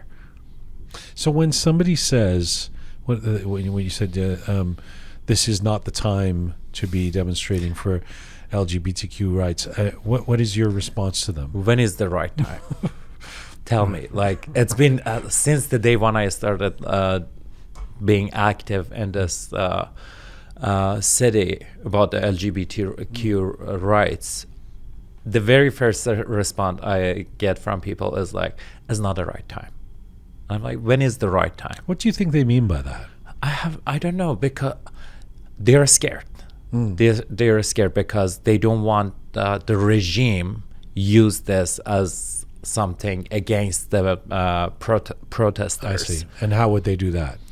These are a bunch of freaks or something, or they're what they have been said is they're trying to bring,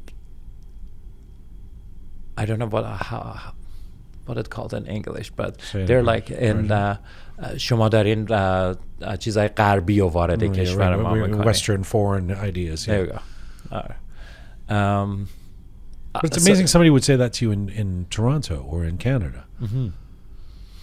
It's a difficult one with the Persian community, isn't it? Because you've been here before, talking about the tensions within the. It does feel like, I dare say, the Persian community, the global Persian community, is a step behind the rest of the world in terms of progressive thinking around actual equality. And here we are in the middle of a movement that is about freedom and equality, and you would think that,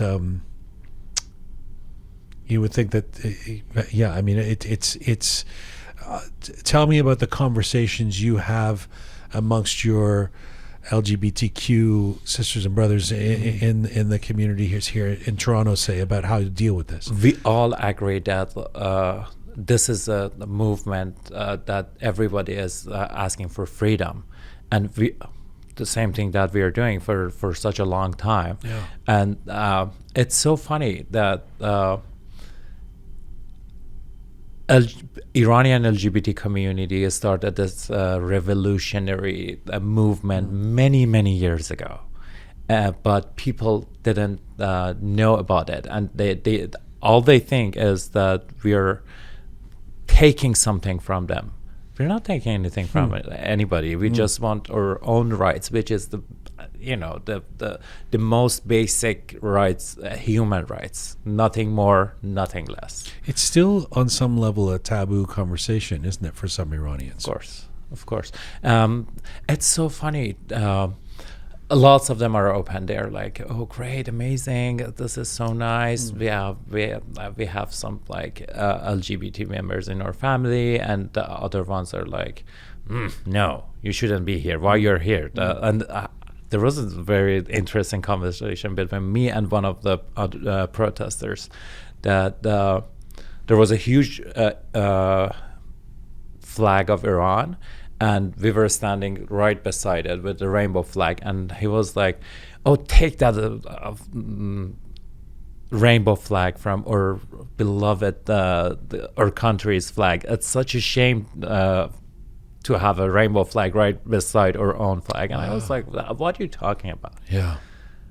It's weird, because on the one hand, I'm sensitive to the idea of, I don't want this inclusive, important revolution to be sort of, to use I'm sure there's a better word for it, but to be hijacked by any one group. I don't want somebody to claim this is about this or that. This is a communist revolution, or this is a monarchist revolution, or this is a that. And yet, that's part of what's been so great about this movement is you see all those people walking alongside each other. I'm not sure if somebody says, take that sign of Reza Pahlavi down because this is not part of what, this is not the time, or take the communist flag, this is not the time. But they say that when it comes to the rainbow flag. It's all about the shame. They're not ashamed of, Reza Pahlavi, but they're ashamed of us. I think that's the reason. That must be difficult for you. Of course. It's frustrating. Like, after all these years, that I'm sure that the person I had the conversation with, he lives in Toronto. God knows for how long. Yeah. And he's at a protest supporting freedom in Iran. Thank you. Yeah. And I'm just like, where have you been all these years that you were living in Toronto? Like, which part of Toronto you live? Like, it's hard to ignore the rainbow flag all over the city. You know what I mean? But on the other hand, when I don't take it personal and I look at it from another perspective, I'm like, okay, this poor guy, he doesn't know what does that even mean. There's an education that has to take place. And, and unfortunately, it's on you to a certain extent. Yeah. That's not a new position for you, though. No. I think that this vazife is on the shoulder of Resanehai Irani, especially the one who are working outside of the country. It's been 3 years that I'm killing myself to let the people know that we must have a program for LGBT community in our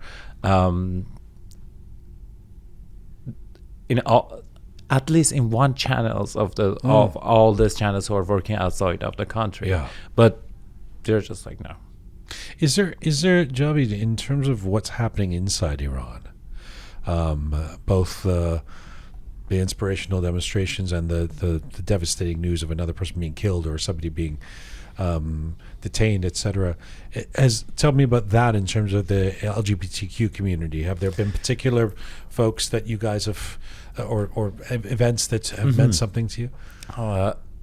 Another reason that I'm not that angry to that guy is because he doesn't know that LGBT community is in the front line as well. Because they think that the way that we have been introduced sort of to people, it's we should be weird, we should be like obvious that's if someone is LGBT is from the LGBT community or not. But they don't know that, first of all, you shouldn't judge people in the way that they look. Second, of course, there are lots of LGBTQ folks who are in the front lines as well, but they don't see that. And inside Iran? And inside Iran, it's a crime if you're a part of the community. So people still cover that part of their life, and especially when they go out and when they go to the protest, because it's something extra on all the other stuff that if they harass them, it's not easy. Do you is there some, in terms of speaking out, we were just in Istanbul, and I know you spent a bunch of time in Turkey, is where your exile began, and then you end up coming here. And people are, for various reasons which you would be familiar with, have more trepidation about speaking out in Turkey. It's harder to go out on the street and say death to the dictator, even in a big city like Istanbul, than it is in Toronto or in LA or something. Nevertheless, do you worry about that here, being as outspoken as you are? A little bit, sometimes, because they're everywhere, right? Islamic Republic is not only a regime anymore; it's a mindset, and it's not possible to live in in Iran under the Islamic Republic's laws, and not be taken a little bit of it from that. You know, we all have a little bit of that. It's hard to quit that. Exactly. So, of course, as I said, it's not only a regime in Iran. It has been become a mindset, and you know that mindset is everywhere now. I don't know if this is if you can tell me if this is a difficult one for you to talk about, but last time you were here, you were talking about your own sort of interesting relationship with religion, with Islam. Why are you biting your lip? Because right now, this is a debate that's going on too, where there are people who say, don't make this just about Islam, because, you know, the Islamic Republic is not necessarily Islam. On the other hand, there are Iranians who say, and some of them, you know, working with us too, that they feel an Islamotrauma, which is that they whatever the frig Islam is, we've been traumatized by it for 40 years, so don't tell us we can't oppose it. You know, don't tell us we have to be understanding of this religion. What do you say to that, these conversations? You know, I always been saying that, yes, I'm a Muslim person with pride, but not anymore. Not anymore. I feel like by all the stuff they have been doing under name of Islam in Iran, it's kind of like, I don't want to use the word shame, but yeah, I'm not that proud anymore of being a Muslim. Are you still a Muslim? I am. Yes. Yeah. Not as I said before, Persian Muslim. Persian Muslim. Yes, I drink. I'm gay, for God's sake. But I still believe in. Why do you not let it go entirely? Just out of curiosity. Because I took the good parts. You know, the stuff that I believe. Can't you take the good parts without being a Muslim and say, I'm just going to adopt these parts and I don't have to be anything in name. This is the way I'm going to live my life. I'm kind of curious. Yeah, I don't know. That's a way too. But you know, it's as I said in my last interview with you. It's so easy to learn something, but it's not easy to unlearn that. I spent 26 years of my life in Iran. Yeah, and my family, again, they were not like Hezbollahi, but they're Muslim. What are they saying these days about this revolution? They're so my mom's, she's still living in Iran, and she's like, oh, this time is going somewhere. Okay. Yeah. She's on side. Yes. Yeah. Of course, she has been always. Okay. Always.